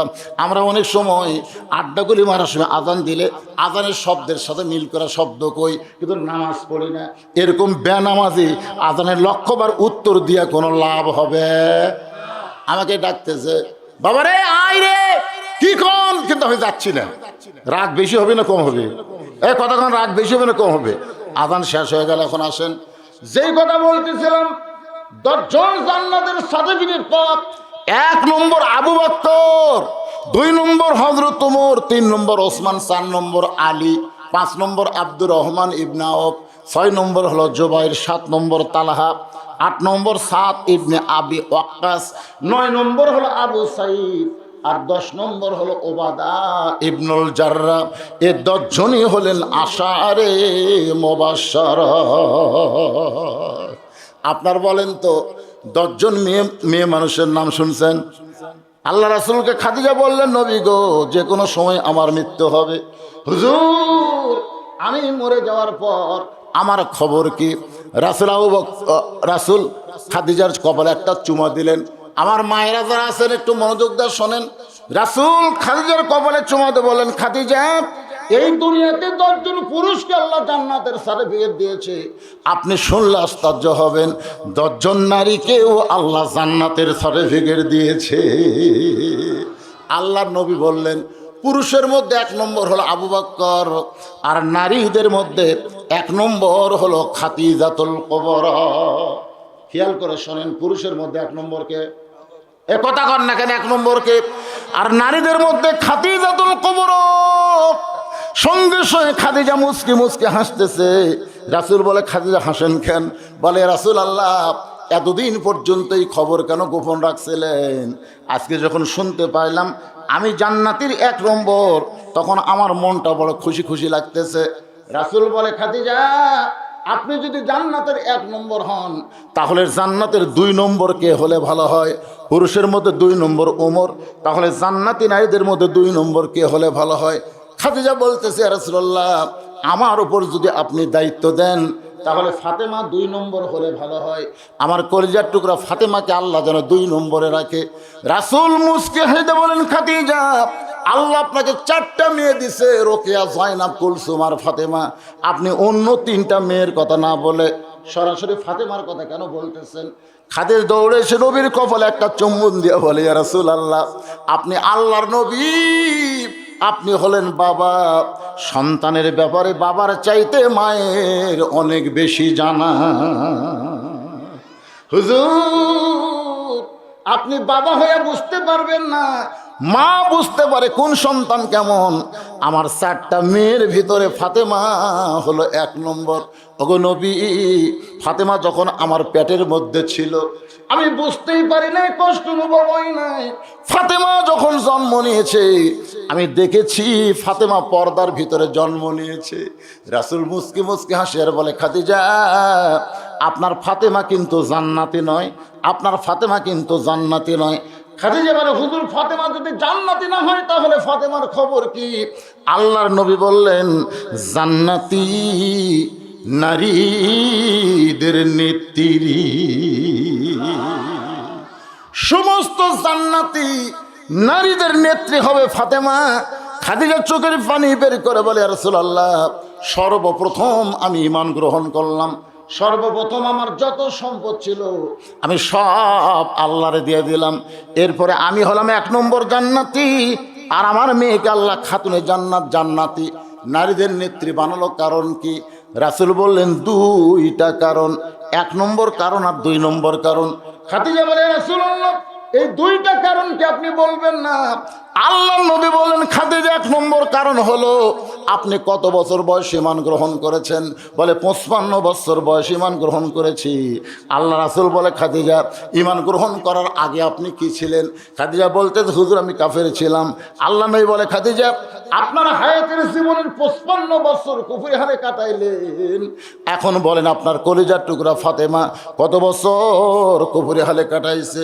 খাদিজা বলতেছে, জান্নাতি, জান্নাতি আমার ফাতেমা জান্নাতি হয়ে জন্মগ্রহণ করেছে। রাসূল বললে, দেখেন, 1 নম্বর কারণে আপনি ঠকে গেলেন, এখন 2 নম্বর কারণ বলেন। ও খাদিজা, আপনার নাকের সাইজ কেমন, মুখের সাইজ কেমন, গায়ের রং কেমন, এটা দুনিয়ার কত পুরুষ বলতে পারে? আপনি কি হিসাব দিবার পারবেন? খাদিজা বলে, নবী গো, 40 বছর বয়সে আপনাকে যখন স্বামী বলে স্বীকার করলাম, ওই সময় মক্কার সবচাইতে ধনবতী রমণী ছিলাম। এই ধনবতীর পিছনে কারণ হলো অনেকগুলো ব্যবসা বাণিজ্য আমার ছিল, এগুলো চালাইতে গিয়া হাজার হাজার পুরুষের সঙ্গে আমার লেনদেন করতে হয়েছে। আল্লাহ রাসূল বলে, খাদিজা, লেনদেন করতে গিয়া খবর কি? বলে, আমার নাকের সাইজ, আমার মুখের সাইজ, আমার গায়ের রং দুনিয়ার বহু পুরুষ বলতে পারবে। আল্লাহ নবী বলেন, খাদিজা, এখন আপনি বলেন ফাতেমার নাকের সাইজ কেমন? ফাতেমার মুখের সাইজ কেমন, ফাতেমার গায়ের রং কেমন, এটা দুনিয়ার কত পুরুষ বলতে পারে। খাদিজা কান্দের বলে, নবী গো, আমার ফাতেমা পর্দানিশী। রাসূল বলতে, খাদিজা আপনি পর্দার আর কি দেখলেন? আপনি পর্দার কিছুই বুঝবেন না। আমি নবী হিসাবে বলতেছি, জন্ম শুধু পর্দার মধ্যে ফাতেমা নিবে না, এই পর্দার মধ্যেই ফাতেমা বড় হবে। আবার পর্দার ভিতরে ফাতেমা এই দুনিয়া থেকে বিদায় নিবে। গভীর রাত্রে হযরত আলীকে বুকের মধ্যে নিয়ে ফাতেমা কান্দের বলে, স্বামী গো, আপনি শুনলে কষ্ট পাওয়া চলবে না। কি বলবা ফাতেমা? ফাতেমা বলে, আজকে গভীর রাত্রে আমার মৃত্যু হবে, আজকে গভীর রাত্রে আমার মৃত্যু হবে। কারণ সবসময় আল্লাহকে বলতাম, আল্লাহ আমার পর্দাকে তুমি কবুল করো, পর্দার মধ্যে আমার মৃত্যু দিও। আল্লাহ আমার দোয়া কবুল করেছে, আজকে গভীর রাত্রে ফাতেমার মৃত্যু হবে। গাছের গোড়া কাটলে গাছটা যেমন ঠাস করে পড়ে যায়, হযরত আলী তেমনি পড়ে গেলেন ঘরের মাজায়।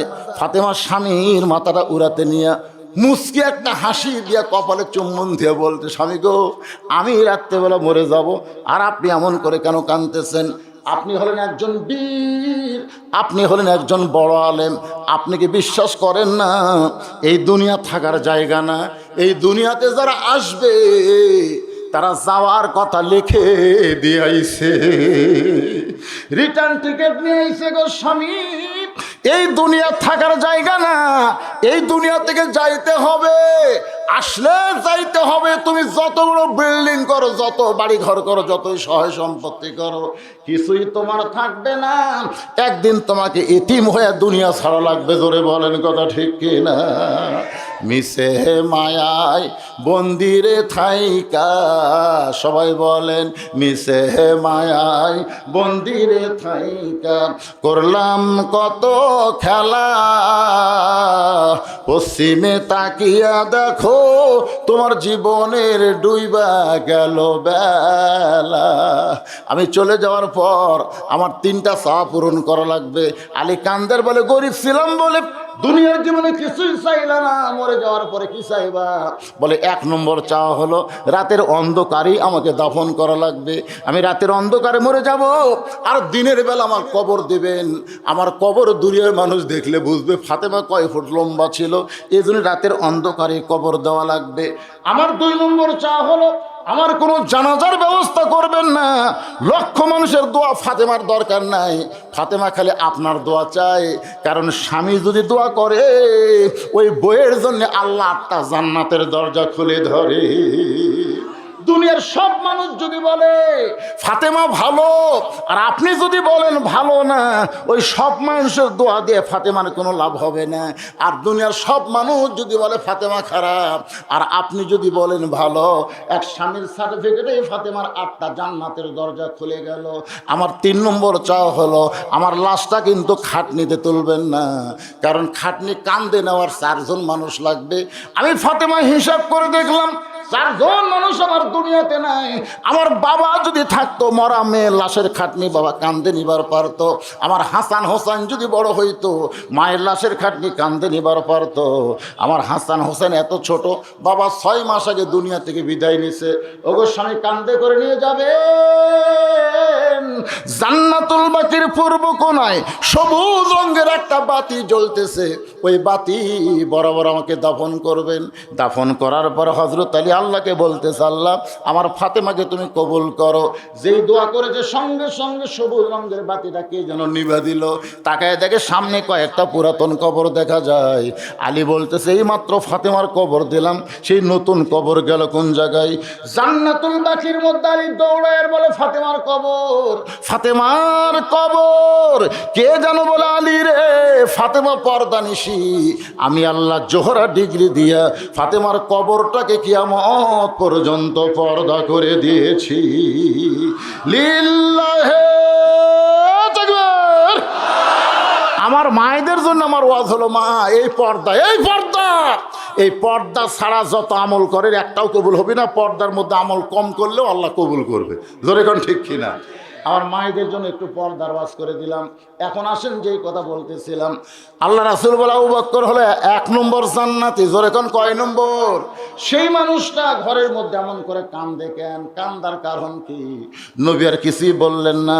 কি আমলের কারণে আল্লাহ তারে সালাম দেয় এটা নবী তদন্ত করে পেয়ে গেছে। সুবহানাল্লাহ কোন।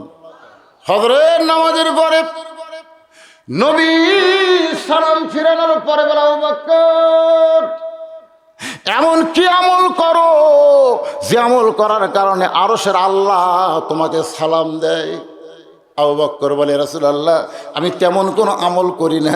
রাসূল বলে আমি তদন্ত করছি, আমি দেখছি সবাই যখন ঘুমায় তুমি তখন কান্দো। বলে আবু বকর তোমার ঘরের ভিতর থেকে কান্নার শব্দ কেন আসতেছে? আবু বকর নবী গো আল্লাহ দয়া করে আমাকে 1 নম্বর জান্নাত দিয়েছে, 1 নম্বর জান্নাতি ঘোষণা করেছে। কিন্তু যদি আল্লাহ রাগ করে বলে আবু বকর জাহান্নামে যা, হুজুর আমি তখন কি করব? এই জাহান্নামের ভয় আমার কলিরে এত বেশি, সবাই যখন ঘুমায় যায় আমি তখন কানতে বড় ভালোবাসি। সঙ্গে সঙ্গে নবী আবু বকরকে বুকের মধ্যে নেবে, আবু বকর ইন্না আকরামাকুম ইনদাল্লাহি আতকাকুম, ওই ব্যক্তির জন্য আরশের আল্লাহর সালাম হয় যার কলিজার মধ্যে আল্লাহর বেশি ভয়। এখন আপনারা বলেন তো ধর্মমন্ত্রী হিসাবে ঠিক আছে? জোরে গান ঠিক আছে? আইনমন্ত্রীর নাম কি? ভুলে গেছে। আমাদের বাংলাদেশে আইনমন্ত্রী আছে না? না, পূজার দিনে পূজার ঠাকুরকে বলে আমার কথা একটু তোমার ঠাকুরদের কাছে কই। হায় হায়, মুসলমান হয়ে ঠাকুর বলতেছে আমার কথা একটু তোমাকে ঠাকুরের কাছে কইও, মানে আল্লাহর কাছে আর দরকার নেই। শালা শালার শালা গোষ্ঠী শালা আইনমন্ত্রী, যার সামনে আল্লাহ তাআলা কোরআনের 17টা আয়াত নাজিল করতে, সুবহানাল্লাহ কর না কেন? তার নাম কি? হযরত ওমর। আইনমন্ত্রী কেমন ছিল এইটা আজকের বললাম না, কিন্তু আল্লাহ নবী ডাক দিয়েছে ওসমান। মনে আছে না ভুলে গেছেন? ওসমান তোমার ভাই আজকে 3 দিন হলে না খাওয়ার কারণে বেলাল আকামত দেয়, তারপরও দাঁড়াবার পারতেছে না, শরীর এত দুর্বল হয়ে গেছে। ওসমান তোমার ভাইটা 3 দিন হলে না খাওয়া। কয় দিন? আপনার মনে হয় ওয়াজ ভুলে গেছেন। মনে আছে না ভুলে গেছেন? রাসূল কি বল? ওসমান। ওসমান দাঁড়িয়ে গেছে। আল্লাহ নবী বল ওসমান তোমার এই ভাই 3 দিন হলে না খাওয়ার কারণে এত দুর্বল, বেলাল আকামত দিচ্ছে তারপরও দাঁড়াবার পারতেছে না। আল্লাহ তোমাকে এত সম্পদ দান করেছে, সেখান থেকে তোমার ভাইকে কিছু দিবার পারবা না। আল্লাহ তোমাকে সম্পদের মালিককে, আসতে কোন কেন আরো জোরে, আল্লাহ রাসূল যদি বলতো ওসমান ওসমান তুমি এত সম্পদের মালিক, রাসূল কিন্তু তা বলেনি। রাসূল বলতেছে আল্লাহ তোমাকে এত সম্পদ দান করছে। এখান থেকে বিশ্বাস করেন আমরা কেউ সম্পদের মালিক না, সম্পদের মালিককে। যারা বলতেছেন না মরার আগে তারা বহুবা হইয়া যাবেন। একটা লোক যদি সারা জীবন পাপ করে আর মরার সময় আল্লাহ আল্লাহ আল্লাহ আল্লাহ কয়ে যদি মরে, রাসূল বলেছেন আল্লাহ আল্লাহ কয়ে মরার কারণে আল্লাহ তার জীবনের গুনাহ মাফ করে 8টা জান্নাতের মালিক বানায় দিবে। আপনারা কি চান না মরার সময় জবান খোলা থাক? এখন যারা আল্লাহ বলতেছেন না, সম্পদের মালিক কে? আরো জোরে ধরছে বলুন। আপনার পকেটে যে টাকাগুলো আছে সেইগুলোর মালিক কে? আর কয় না?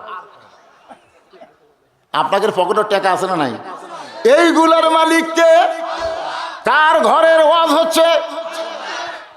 এখন যদি বলি আল্লাহ তোমার টাকার মালিক, তাহলে আল্লাহর ঘরের জন্য দিয়ে দাও, তখন আপনারা কি করবেন? দিব না। কিছুক্ষণ আগে মগরিব নামাজের পরে কৌটা মুখে রেখে ছাড়লো না কৌটা, আমি কিন্তু দূর থেকে দেখতেছি কি করে, এই মালগুলা করে কি, এগুলো তো বক্তাকে দেখা লাগে রে ভাই। অনেকের পকেটে কিন্তু ভরা টাকা আছে, কৌটা পকেটের টাকা তো কেউ আবার দেখবেন বার করে দেখতেছে কুন্ডা সবচাইতে পুরাতন যেটা চলবি না ওটা মেরে দিচ্ছে। কেউ আবার দেখতেছে 100 আছে, 50 আছে, 20 আছে, 10 আছে, 10 দিল। আবার কেউ একেবারে এমন ধরে ঠেলা মারলো, শো শো করে তিনজন পার হয়ে গেল। ফেরেশতা কয় আল্লাহ তোমার ঘরের দান বাক্স এইভাবে যে ঠেলা মারলো, এর অবস্থাকে আল্লাহ বলতেছে যারা দান বাক্স ঠেলা মারছে এরা দান বাক্স ঠেলা মারেনি, এরা জান্নাত ঠেলা মারছে, জান্নাত। আল্লাহ নবী বলেছেন আমার ঘর বানাও, আমি তোমাকে জান্নাতে ঘর দেব। আল্লাহর ঘোষণা, জান্নাতে ঘর দিবি। মসজিদের জন্য মাহফিল হচ্ছে, ও আর শেষ করে যদি আমি বলি কিছু দেন, মারবেন দৌড়। এই যে মিডল পয়েন্টে 5-10টা মিনিট আল্লাহর ঘরের জন্য আপনাদের কাছে একটা হাত বাড়াবো। এই সময় যদি কেউ উঠে যান, খালি যদি এখন ওঠেন, টাকা দেওয়ার না দেওয়ার নিয়তে উঠবেন, দোয়া করবো আল্লাহ কোরআন শরীফ সামনে আছে, এই শালারা যেন প্যারালাইসিস হয়ে মরে, প্যারালাইসিস হয়ে যান মরে। কারণ তোমার ঘরের জন্য টাকা চাচ্ছি আল্লাহ, না দিয়ে যাবি কে? দেবেন না? এটা উঠলো কেন, উঠলো কেন? বাসা তো বাসা কি আপনারা বলেন তো, এই পর্যন্ত কি লোক উঠিছে না খালি বাড়িছে? কতক্ষণ উঠিছে না বাড়িছে?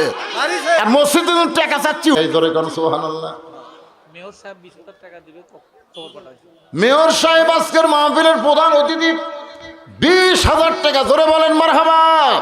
আল্লাহ তার দানকে কবুল করেন, বিপদ আপদ মুসিবত থেকে তাকে আল্লাহ হেফাজত করেন। জোরে কোন আমিন। আল্লাহর বান্দারা একটু মনোযোগ দিয়ে শুনবেন। জায়গাটা নবীর পছন্দ হলো। আবু বকরকে বললেন নবী, আবু বকর এই সুন্দর জায়গাটা কার? আবু বকর বলে রাসূলুল্লাহ আমি তো আপনার সঙ্গে মক্কা থেকে মদিনায় আইছি, এই জায়গাটা কার আমি কেমনে বলবো? নবী একজন মদিনার আনসারকে জিজ্ঞাসা করলেন এই জায়গাটা কার? বলে ইয়া রাসূলুল্লাহ বর্তমানে এই জায়গাটা দুই এতিম দেখাশোনা করে, এই জায়গার মালিক দুইজন এতিম হয়েছে। আল্লাহ রাসূল বললেন ওই দুইটা এতিমকে আমার কাছে নিয়ে আসো। ছোট ছোট দুইজন এতিম বাচ্চাকে নবীর সামনে নিয়ে যাওয়া হলো। নবী বললেন জায়গাটার মালিককে? বাচ্চা দুইজন কালে বারবার আসমানের দিকে আঙ্গুল তোলে, ধরে কারণ সুবহানাল্লাহ। আল্লাহ রাসূল বলে এই সুন্দর জায়গার মালিককে? দুই এতিম বাচ্চা বারবার আসমানের দিকে আঙ্গুল তোলে, বলে রাসূলুল্লাহ জায়গার মালিক হচ্ছেন আল্লাহ, আমরা হলাম দেখাশোনা করি। সুবহানাল্লাহ কবেন না কেন? আল্লাহ রাসূল বলেন কি নানার জন্য 500 টাকা দান করেছেন নাতি, আল্লাহ নানার কবর জান্নাতের টুকরা বানায় দেন।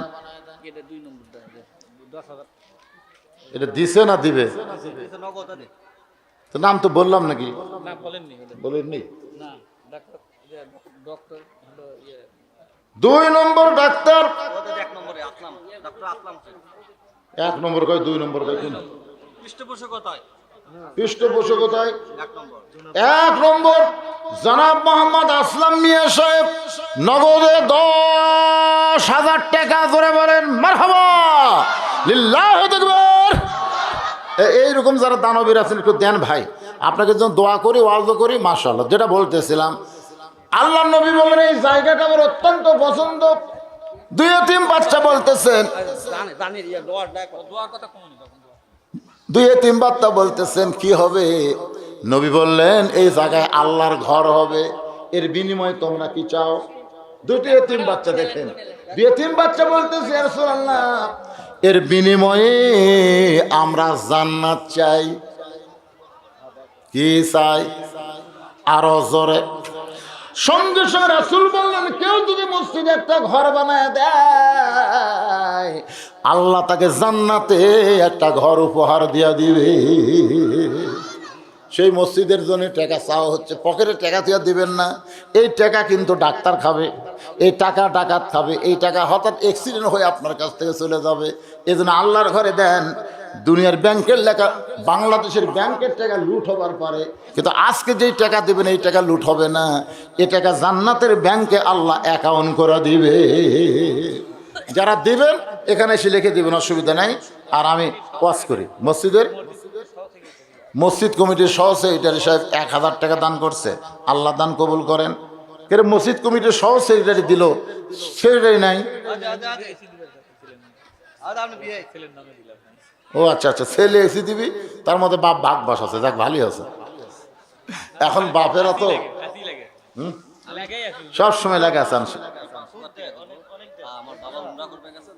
বাবা উমরা করবার গেছে, সুন্দরভাবে উমরা যেন করতে পারে। আপনার নাম কি? আজিজুল হক সাহেব 5,000 টাকা দিয়ে দোয়া চাই বাবার জন্য। আমরা দোয়া করি সুন্দরভাবে আবার যেন ছেলেদের কাছে বাবা ফিরে আসতে পারে উমরা করে। সবাই বলে আমিন। 5,000 টাকা দান করলো।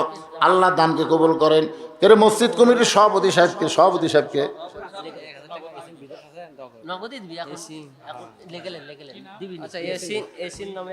ইয়াসিন নামে এক ছেলে বিদেশে আছে, 1,000 টাকা দান করেছে। আল্লাহ বিদেশে থাক, যেখানে থাক, ভালো থাক, কামাই বরকত দেন, আল্লাহুম্মা আমিন। তবে বিদেশে যারা গেছেন আমি একটা অনুরোধ করব, বইয়ের নামে অ্যাকাউন্ট করবেন না। আশা দেখবেন সবই আছে কিন্তু বউ নাই, কান্দা মরবেন আর সুখ খুঁজা পাবেন না। বইয়ের নামে অ্যাকাউন্ট করবেন, এর কথা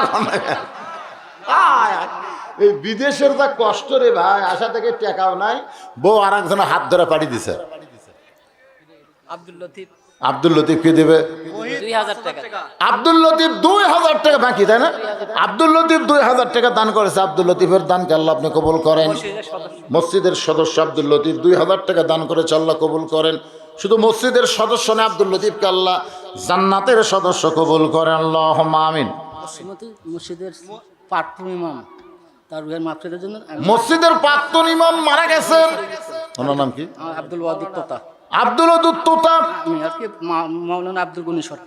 মাওলানা আব্দুল গনি সরকারের জন্য কত আছে? 5,000 টাকার বান্ডিল, চকচকা টাকা করছে দান। আমরা দোয়া করি আল্লাহ ওনার বাবার কবরকে জান্নাতের টুকরা বানানো। জোরে বলে আমিন। সবাই একটু জোরে বলে আল্লাহুম্মা আমিন। আমিনো আমিনো আল্লাহ আমিনো। দানকারীর জন্য হও তুমি জান্নাতের জামিনো। দিয়ে আল্লাহ বোঝে মন কায়রে নিতে কতক্ষণ।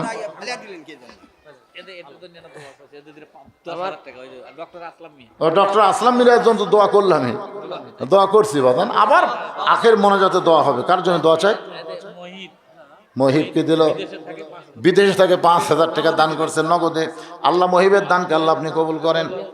আচ্ছা ঠিক আছে, আলহামদুলিল্লাহ। এভাবে আপনার লিখে দেন, আমি বাকি কথাটা বলি ভাইজান। এমন জায়গায় ওয়াজটা রাখছে, এর আঘাত আলম নামের একজন আল্লাহর বান্দা 2,000 টাকা দান করবে, আল্লাহ তার দানকে কবুল করুন, আল্লাহুম্মা আমিন। মসজিদ কমিটির সভাপতি, সহসভাপতি কেউ বাকি থাকেন না, সবাই আসেন, সবাই আল্লাহর রাস্তায় লিখে দিয়ে দেন। যদি এখন নগদ না দিতে পারেন, বাকি দিবেন, লিখে দেন, আপনারা লিখে দেন, সবাই লিখে দেন। 1,000 টাকা খরচ করে আজকে জান্নাতের বাগান যারা লাগাইছে, আমরা তাদের জন্য প্রাণ খুলে দোয়া করব। দোয়া করার দরকার আছে না নাই? আর রাস্তার পাশে দোতলা মসজিদ, আমি তো একসময় এসে নামাজ পড়ছি এখানে। আল্লাহ অল্প সময়ের মধ্যে অনেক কিছু করেছে। আমার ভাই দীর্ঘ সময়, সেই 90 সাল থেকে মসজিদের সেটার দায়িত্ব পালন করতেছে। এখন চলতেছে কত, এই 34 বছর ধরে আমার ভাইজান দায়িত্ব। তার জন্য আল্লাহ আরো হায়াত দান করার, সুন্দর করে মসজিদের খেদমত করার তৌফিক দেন। ইমাম মুয়াজ্জিন খতিব ঝর্ণা নামে একজন আল্লাহর বান্দি 2,000 টাকা দান করবে, আল্লাহ তার দান কবুল করুন, আল্লাহুম্মা আমিন। আমার মায়েদের মধ্যে কি ব্যাগ দিছেন? মায়েদের মধ্যে আচ্ছা, সব ব্যাগের টাকা আছে তো? একে নারী পুরুষ মিলে কয়টা? আচ্ছা আচ্ছা,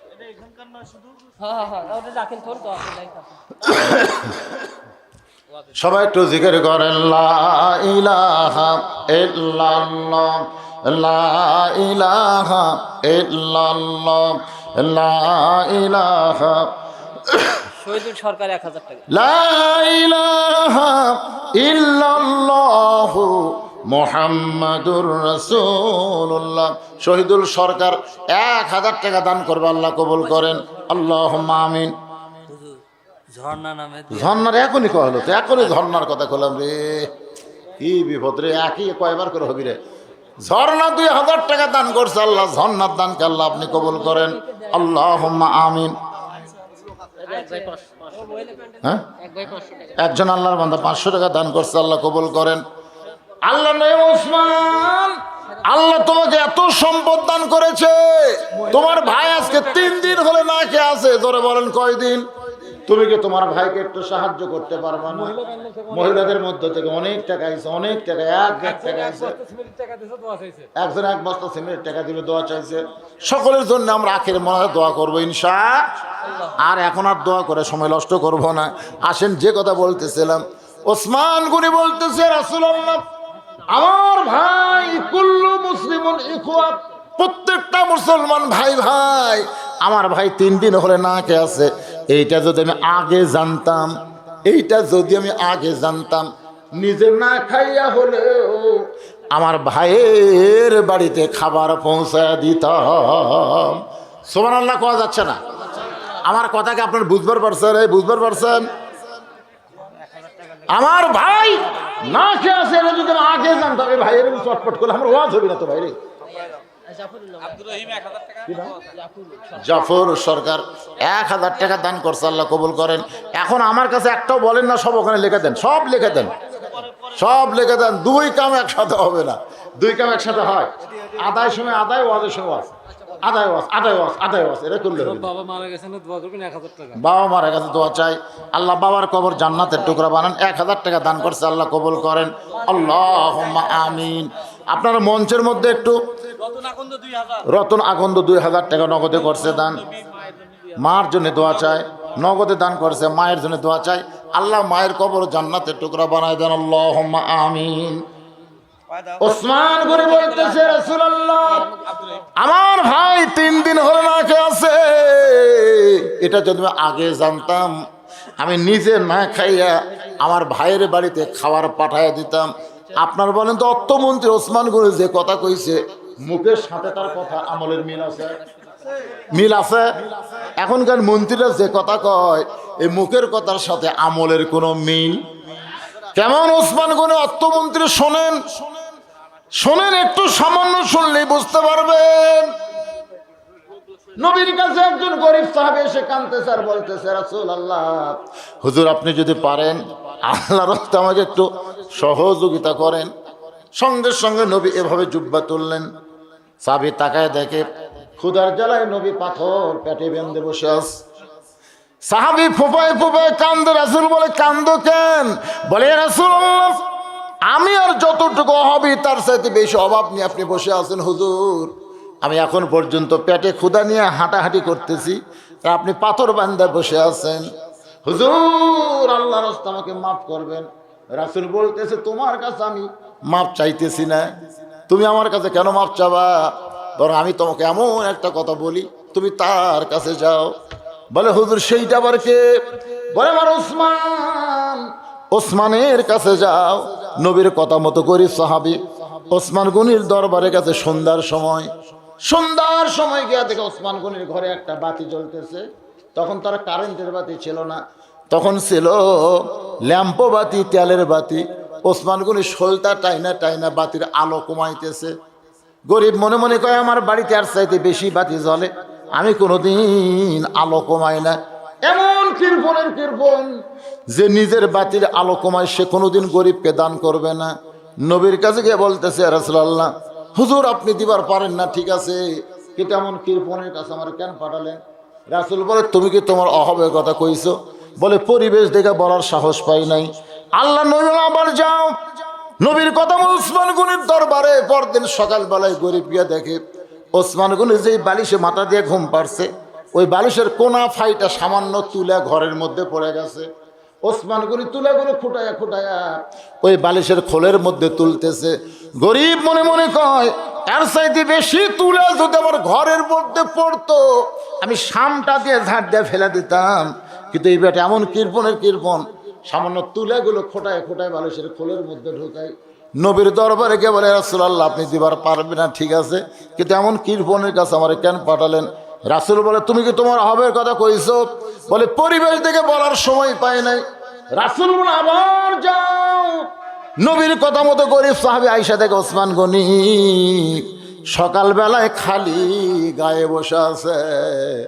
ওসমান গনির গায়ে কোনো কাপড় নাই, একটা জুব্বা এভাবে ওপর দিকে তুলেছে, কয়েক জায়গায় ছিঁড়ে গেছে। এই ছিঁড়া জুব্বাটা সেলাই করবে ওসমান গনি, নিজেই সেলাই করবে, কিন্তু সুঁয়ের মধ্যে সুতা ঢোকাবার পারতেছে না। গরিব সাহাবী দূর থেকে তাকায় দেখে ওসমান গনি এভাবে সুই ধরে সুতা এই দিক দিয়ে যায়, এই দিক দিয়ে যায়, কিন্তু সুঁয়ের ছিদ্রের মধ্যে ঢোকে না। গরিব মনে মনে কয়, কৃপণ রে, আল্লাহ তোর এত সম্পদ দিছে, 1000 জুব্বা বানাইলে কিছুই হবে না, দর্জির কাছে দিলেই জুব্বা সেলাই করে দিবে। কৃপণ নিজেই সেলাই করবি, চোখের পাওয়ার নাই, সুঁয়ের মধ্যে সুতা কেমনে ঢুকবে? কিছুক্ষণ দেখতে দেখতে গরিব বিরক্ত হয়ে বলে, ওসমান ভাই। সঙ্গে সঙ্গে ওসমান বলে, আসসালামু আলাইকুম ভাইজান। গরিব বলে, ওয়ালাইকুম আসসালাম। ও ভাই খবর কি? বলে, রাস্তা দিয়ে যাচ্ছিলাম, সুঁয়ের মধ্যে সুতা ঢোকাবার পারতেছেন না, এই কাজটা যদি আমি করে দেই। ওসমান গনি বলতেছে, ভাইজান আমার খুব উপকার হয়। গরিব সুই হাতে নিয়ে সুতা ঢুকায় ওসমান গনির হাতে দিছে। ওসমান গনি খপ করে গরিবের হাত ধরে বলে, ভাইজান সকাল থেকে সুয়ের মধ্যে সুতা ঢোকাবার পারতেছি না, তুমি সামান্য সময়ের মধ্যে সুতা ঢুকায় দিলে, তুমি আমার চাইতে অনেক ধনী, তুমি আমার চাইতে অনেক ধনী। গরিব পাই আর কি মারেন, ইয়ার কি মারেন, আমি কেমনে ধনী হলাম? বলে, আমি চোখের দিক দিয়ে গরিব রে, চোখের দিক দিয়ে তুমি অনেক ধনী। অনেক ধনী মানুষের সামনে খাবার টেবিল ভরা, ধনী মানুষ খেলে চায় চায় দেখে, গোস্তে যাবে হার্টের অসুবিধা হবে, দই খাবে মিষ্টি খাবে ডায়াবেটিস বেড়ে যাবে। গরিব সাইড থেকে কয়, লাড়িস চাড়িস খাবার পারিস না, আমার সামনে দিয়ে দেখ খাওয়া কারে কয়। গরিব খাবার পারে টাকা নাই, আর ধনীর টাকা আছে খাওয়া। তিনতলা বাড়ি এসি রুম, ধনী ঘুমের ট্যাবলেট খায় ঘুমাবার পারে না, আর গরিব ভটভটির উপর নাক ডাকা ঘুমায়। জোর কথা ঠিক কিনা? মানে গরিব ভটভটির উপর নাক ডাকতেছে, আর ধনীর ঘরের তলি ভটভটি তো কেড়ে আমার ঘুম ধরে না, বড়ি খায়, নিচে কোন রাজা ঘুমায়, আজ থেকে ভটভটি ঘুমাচ্ছে। আয় আয় ধনী কামদারকে, আল্লাহ আমার বাড়ি আছে ঘুম নাই, আর আর বাড়ি নেই ঘুম আছে। আল্লাহ কি বুঝতেছেন? ওসমান গনি বলে, ভাইজান এই যে শুয়ের মধ্যে সুতা ঢুকাই দিলাম, এর বিনিময়ে তুমি কি নিবা? গরিব মনে মনে কয়, তোর মতন কৃপণ মানুষ দুনিয়াত নাই, আর সামান্য শুয়ের মধ্যে সুতা ঢুকাইলাম, কি দিবি? আমার হাতটা ছেড়ে দাও, হাতটা ছেড়ে দাও। ওসমান গনি ডাক দে বলে, ম্যানেজার।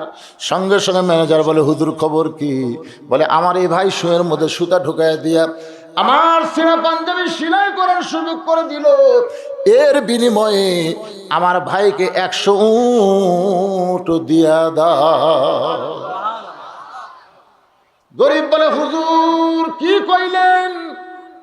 সামান্য শুয়ের মধ্যে সুতা ঢুকাই দিলাম, তার বিনিময়ে 100 উট দিবেন। ওসমান বলে, ম্যানেজার আমার ভাইকে 200 উট দিয়া দাও। গরিব বলে, হুজুর কি কইলেন? সামান্য শুয়ের মধ্যে সুতা ঢুকাইলে 200 উট আমারে দিবেন। ওসমান বলে, ম্যানেজার ফার্মে কত উট হবে? বলে, 2000-এর কিছু বেশি হবে। ওসমান বলে, সব উট আমার ভাইকে দিয়ে দে। গরিব বলে, হুজুর তোরা হাত করে আর বাড়াবেন না, আর বাড়াবেন না।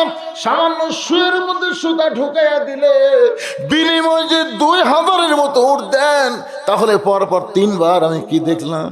ওসমান গনি বলে, ভাইজান কি দেখছো? বলে, আলো বেশি, আপনি শোলটা কমাইয়া দিলেন। সামান্য আলো বেশি বলে আপনি শোলটাটাই আলো কমাইয়া দিলেন। দেখলাম বালিশ পাড়া তুলা পড়ে গেছে, ওই তুলা খোঁটায়া খোঁটায়া বালিশের মধ্যে ঢুকাইলেন। জুব্বা ছিঁড়ে গেছে, সেলাই করবেন। ওসমান বলে, ভাই রে, 3 বার যেটা দেখছো তার নাম হলো দুনিয়া, 3 বার যেটা তুমি দেখছো তার নাম হলো দুনিয়া, আর যেটা তোমারে দিলাম সেইটার নাম হলো আখেরাত। এই দুনিয়ার আলোর দরকার ওসমানের নেই, এই দুনিয়ার আলামের বারিশের দরকার ওসমানের নাই, এই দুনিয়ার ভালো পাঞ্জাবির দরকার ওসমানের নাই। ওসমান হলো আখিরাতের কাঙ্গাল। তোমারে 2000 উট দিয়ে আল্লাহ ওসমানকে যেন আখিরাতের ধনী বানায়া দেয়। সেই রকম দানবীরকে বানানো হয়েছে অর্থমন্ত্রী। সোনাল্লাহ কান্না খান, দুর্ভিক্ষ হবে, দুর্ভিক্ষ হবে, আর সব শালা ব্যাংকের টাকা মারিয়া বিদেশের ব্যাংকে পাচার করতেছে।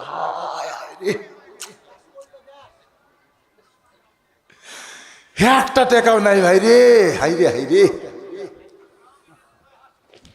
আল্লাহর বান্দার একটু মনোযোগ দেন। সেই ওসমান বলতেছে, রাসূলুল্লাহ আমার ভাই 3 দিন হলে না খেয়ে আছে, এটা যদি আমি আগে জানতাম তাহলে নিজে না খাই আমার ভাইয়ের বাড়িতে পৌঁছায় দিতাম। রাসূল বলেন, এই দুর্বল সাহাবী, আজকের মতো তুমি বসে বসে নামাজ পড়ো। আজকের নামাজটা তুমি বসে বসেই পড়ো, কারণ তোমার শরীরে কি নাই? এ জোরে কান, কি নাই? শক্তি নাই। তাই বলে বলেন না যে চেয়ারত বসো, কারণ চেয়ারে বসা আর বসা দুইটা কিন্তু এক না। আপনি দাঁড়াবার না পারলে আপনি বসবেন, চেয়ারে চলবে না। আল্লাহর সামনে চেয়ার চলবে না, কারণ নামাজ কার সামনে? কতক্ষণ কার সামনে? আল্লাহর সামনে। এই জন্য আপনি বসা পড়েন, কিন্তু চেয়ার চলবে না। আল্লাহ নবী বললেন বসা পড়ো। নামাজ শেষ হয়ে গেলে ওসমানের কাছে যাবে। আল্লাহ রাসূল বলতেছেন নামাজ শেষ হয়ে গেলে ওসমানের কাছে যাবে, ওসমান এমন দাওয়া দিবে আর তোমাকে না খেয়ে থাকা লাগবে। সাহাবী ছোট বাচ্চার মতন কাঁদতেছে। আল্লাহ রাসূল বলে কান্দো কেন? নামাজ শেষ হয়ে ওসমানের কাছে যাবে, ওসমান এমন দাওয়া দিবে তোমার না খেয়ে থাকা লাগবে না, কান্দো কেন? সাহাবী বলে ইয়া রাসূলুল্লাহ 3 দিন হলে না খেয়ে আছি, এখন পর্যন্ত আমার ঈমান বলতেছে ইয়্যাকা না'বুদু ওয়া ইয়্যাকা নাস্তাঈন। আমি বসে থাকা নামাজ পড়তেছি, 3 দিন হলে না খাওয়া। জোরে কোন কয়দিন? এখন পর্যন্ত আমার ঈমান বলতেছে আল্লাহ দিবে।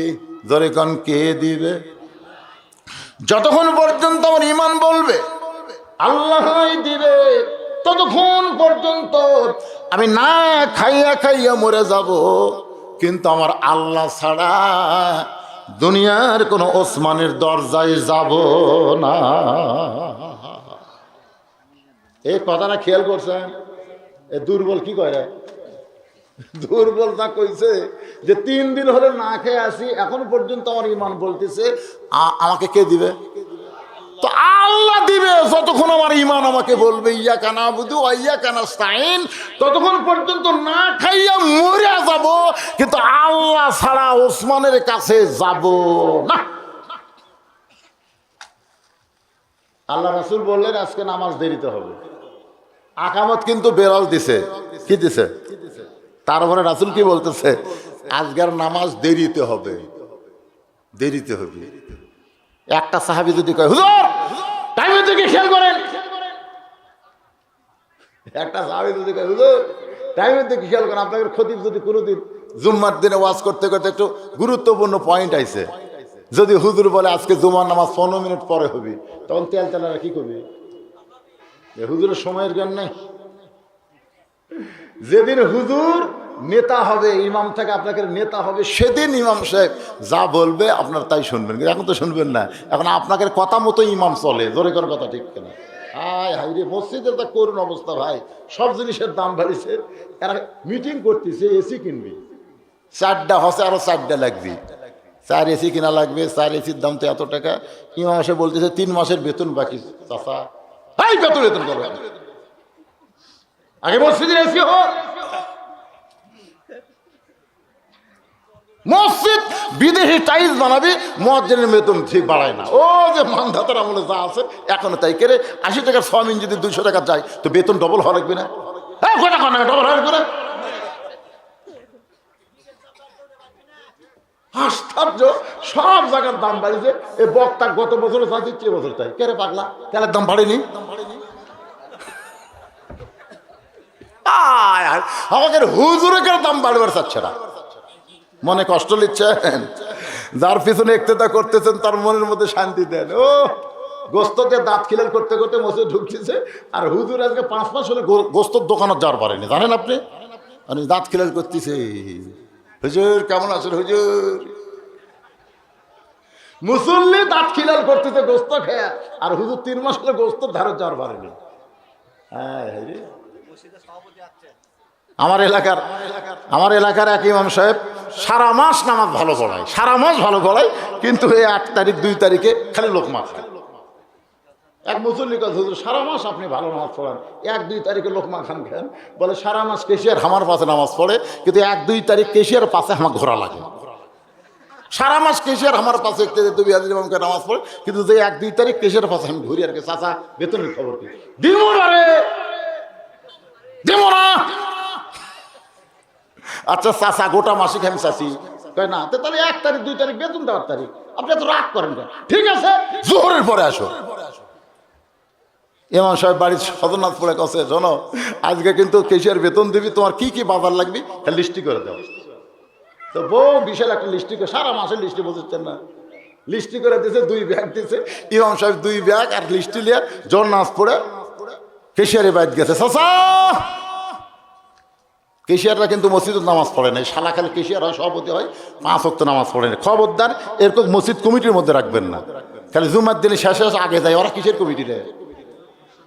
5 ওয়াক্ত নামাজ যারা জামাতের সঙ্গে আদায় করে তাদেরকে মসজিদের কমিটির মধ্যে রাখা লাগবে। জোরে কথা কন না কেন, কথা কন না কেন? খালি টাকা কালেকশন করলে হবে না, মুসল্লি কালেকশন করা লাগবে। জোরে কর কথা, ঠিক কিনা? এখন চাচা বাড়িতে আছেন, এখন কেশিয়ারের বউ বলতে তোমার চাচা তো শহরত গেছে। ইমাম কাইকারে জোহরের পরে বেতন ধর কথা, চাচা শহরত কেন?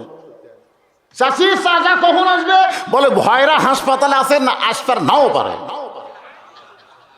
ইমাম কাইকারে 2 ব্যাগ বাজারের তালিকা আমার পকেটে প্রধানমন্ত্রী বাড়ির থেকে করে দিল, এখন যদি বেতন না পায় কি হবে? চাষি বলতো তোমরা হুজরা খালি খাই খাই করো, পারে আজকে টাকা না দিলে আগামীকাল দিবে, অসুবিধা আছে? ইমামের দুঃখ খেয়ে বলছে ওই ব্যাগ মেম্বারের বলতে তিলটা পকেটে তো আসলে নামাজের সময় হচ্ছে, নামাজ শুরু করেছে। 1 রাকাত নামাজ পড়াইছে, ভালোই পড়াইছে। 2 রাকাত ভালো পড়াইছে। 3 রাকাত যখন গেছে তখন মিন শাররিল ওয়াসওয়াসিল খান্নাস, ভিতরে খান্নাস বলে হুজুর বউ কিন্তু বাড়ির বটি লিয়ে বসে আছে, সারা মাসের বাজার কখন বাড়ি যাবে? হুজুর চিলটা তো পকেটে তো থাকলো, হুজুর ব্যাগ মেম্বারের উপরে বাড়ির যে বউ বসে আছে আজকে মরিস পিসপি। হুজুর হুজুর ওই বাজার থেকে খেয়াল গেছে, ওটা কয় রাকাত নামাজ আর মনে নেই, 3 রাকাত না 4 রাকাত, কোনটা করি কি করি বসে গেছে। যেই বলছে ভাই 1 হাত মাস হলে তারা লোকমা দেবার পারেনি, ওরা খালি চান্সে আছে, বুঝলেন না? চান্সত আছে, একজন লোকমা দিলি হবি 14 জন। আল্লাহু আকবার! ইমাম কাঁপতে কাঁপতে লাভ দিয়ে উঠছে, আল্লাহ রে আল্লাহ রে। হ্যাঁ ভাইজান, আল্লাহর বান্দারা একটু মনোযোগ দিয়ে শুনবেন। আল্লাহ নবী বললেন আজকে নামাজ দেরিতে হবে, এই কথা বলে নবী মেহরাব থেকে বের হয়ে ওই দুর্বল সাহাবীর দিকে রওনা দিয়েছে। মেহরাব থেকে দুর্বল সাহাবী ডান সাইডে বসে আছে। নবী যখন মেহরাব থেকে বের হবে এমন সময় হযরত ওমর নবীর জুব্বা টেনে ধরলেন। নবীর জুব্বা এভাবে বিনয়ের সাথে জুব্বা ধরে বললেন, ইয়া রাসূলুল্লাহ আপনার জুতার পরশে আল্লাহর আরশ ধন্য হয়ে যায়। হুজুর আপনার জুতার পরশে আল্লাহর আরশ ধন্য হয়ে যায়, আপনি দুর্বল সাহাবীর কাছে কেন যাবেন? হুজুর আপনি বলেন, আপনি যদি চান ওরে আমি ধরে আপনার কাছে আনতে পারি। ইয়া রাসূলুল্লাহ হুজুর আপনি যাবেন না, বরং আমি দুর্বলকে আপনার কাছে নিয়ে আসতেছি। আল্লাহ রাসূল মুসকে হাসি দিয়ে বলে, ওমর তুমি খালি দুর্বল দুর্বল বলতেছ। ওমর তোমার 2 চোখ যাকে দুর্বল দেখতেছে, আসলে সে দুর্বল না, একবার চোখ বন্ধ করে দেখার চেষ্টা করো। সুবহানাল্লাহ কর না কেন? রাসূল বলে, ওমর তোমার 2 চোখ যাকে দুর্বল দুর্বল বলতেছে, আপনি যদি চান তাকে ধরে আপনার কাছে নিয়ে আসবো। 2 চোখটা দেখলে হবে না, চোখ বন্ধ করো। 2 চোখ দিয়ে দেখতেছেন এ বাড়ি আমার বাড়ি, তো আর কই না বাসা। শহরে থেকে ওইখানে ভাই বাড়ি বানাতে কত খরচ গেল। হুজুর আপনারা ওয়াজ করেন কিন্তু আপনার মূর্খ। আমি বললাম মূর্খ কি? শহরের বাড়ি কোন দিন বাড়ি হয়? বাসা হুজুর, এটা বাসা। আমি মনে মনে কইলাম তাহলে আব্দুল আলিম কি ভুল করছে নাকি রে? এপারে তোর বসত বাড়ি, ওই পারে তোর বাসা, 3 তলা 4 তলা 5 তলা 10 তলা যতই বাসা করো, এইগুলো কিন্তু বাসা নয়। আব্দুল আলিম একজন মরমী গায়ক, কোরআনের গান এভাবে গাইল, এ পাহাড়ে তোর বসত বাড়ি, ওই পারে তোর বাসা, ভবদরিয়ায় পাড়ি দিতে কেমনে করলি আশা, এ পারে তোর বসত বাড়ি, ওই পারে তোর বাসা। যত ঢঙ্গেরই আপনি বাসা বানান, এগুলা সব হলো বসত বাড়ি। ধরে কারণ কি বাড়ি? আর বাসা হলো আমার আল্লাহ আপনাদের জন্য বানায় দিছে, সে বাসার নাম হলো জান্নাত।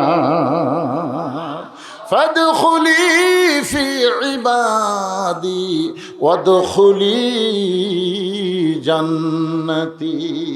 সঙ্গে সঙ্গে হযরত ওমর চোখ বন্ধ করেছে,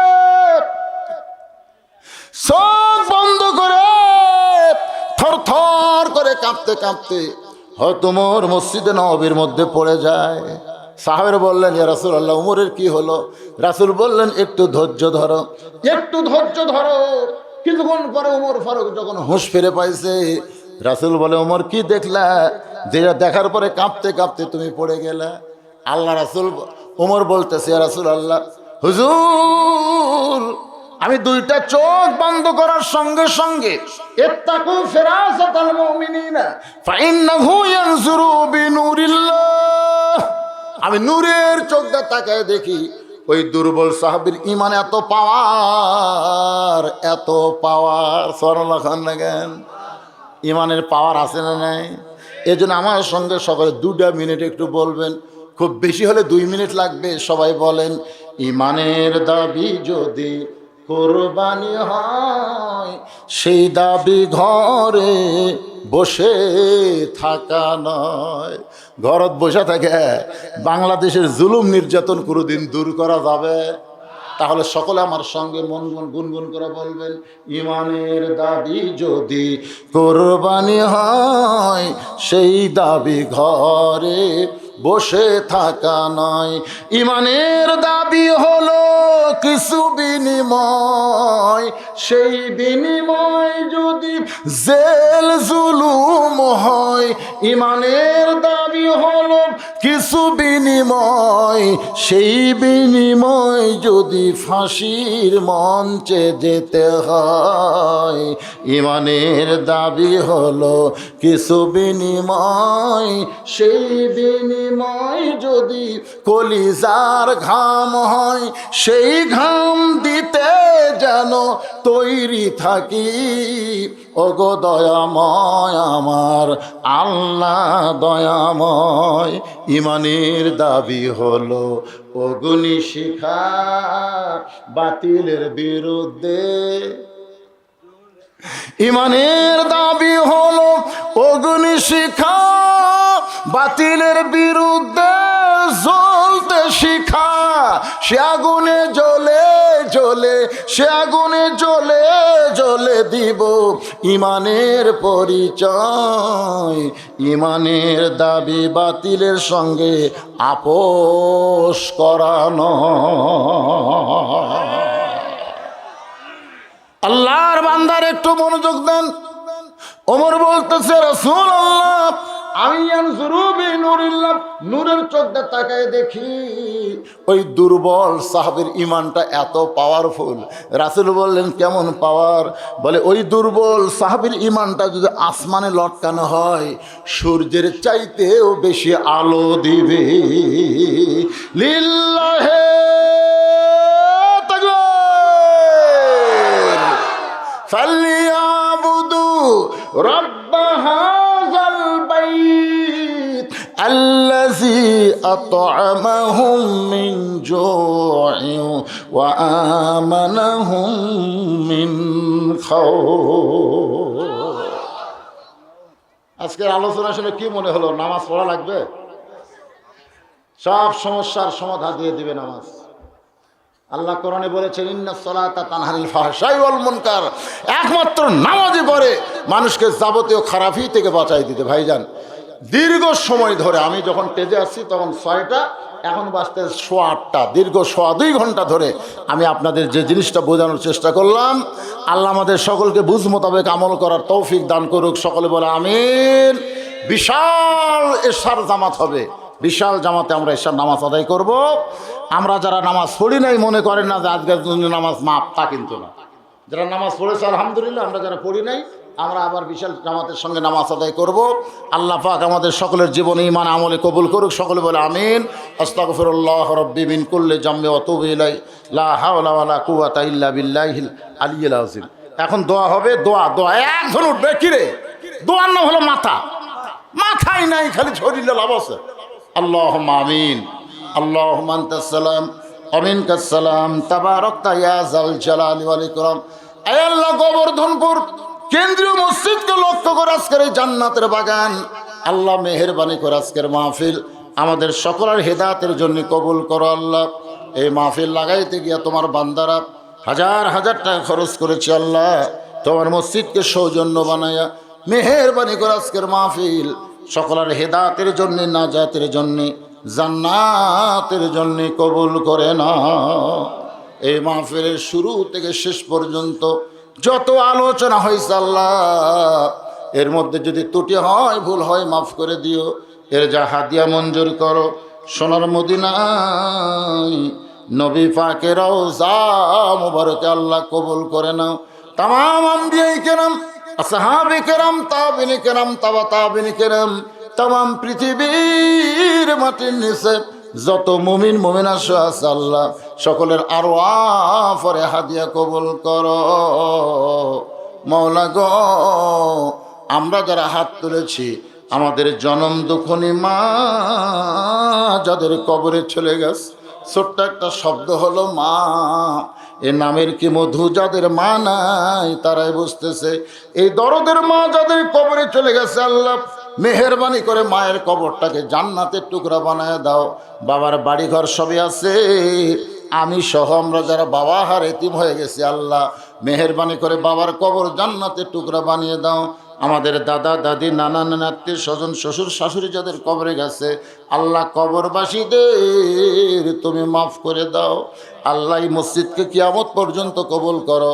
মসজিদ কমিটির সভাপতি, সহসভাপতি, মসজিদ কমিটির সেক্রেটারি, সহ সেক্রেটারি, আল্লাহ ক্যাশিয়ার সদস্য, কত সুন্দর করে মসজিদ গড়ায় তুলেছে, আরো সুন্দর করার জন্যে আজকের নগদে বাকিতে যারা দান করেছে, কারো নাম প্রকাশ হয়েছে, কারো নাম এখনো বলা হয় নাই। আল্লাহ যারাই দান করেছে তুমি তো সবই জানো আল্লাহ, সকলের দানগুলোকে জান্নাতের বিনিময় হিসাবে কবুল করো। আমার মায়েরা পর্দার অন্তরাল থেকে দান করেছে আল্লাহ, আবেদা সালিয়া পর্দা নিচে কবুল করে মা ফাতেমার চরিত্র দান করে দাও। আমাদের মধ্যে যারা অসুস্থ আছে আল্লাহ সুস্থ করে দাও, অবকে মোচন করে দাও। গোটা বাংলাদেশের উপরে রহমত বরকতের দরজা খুলে দাও আল্লাহ।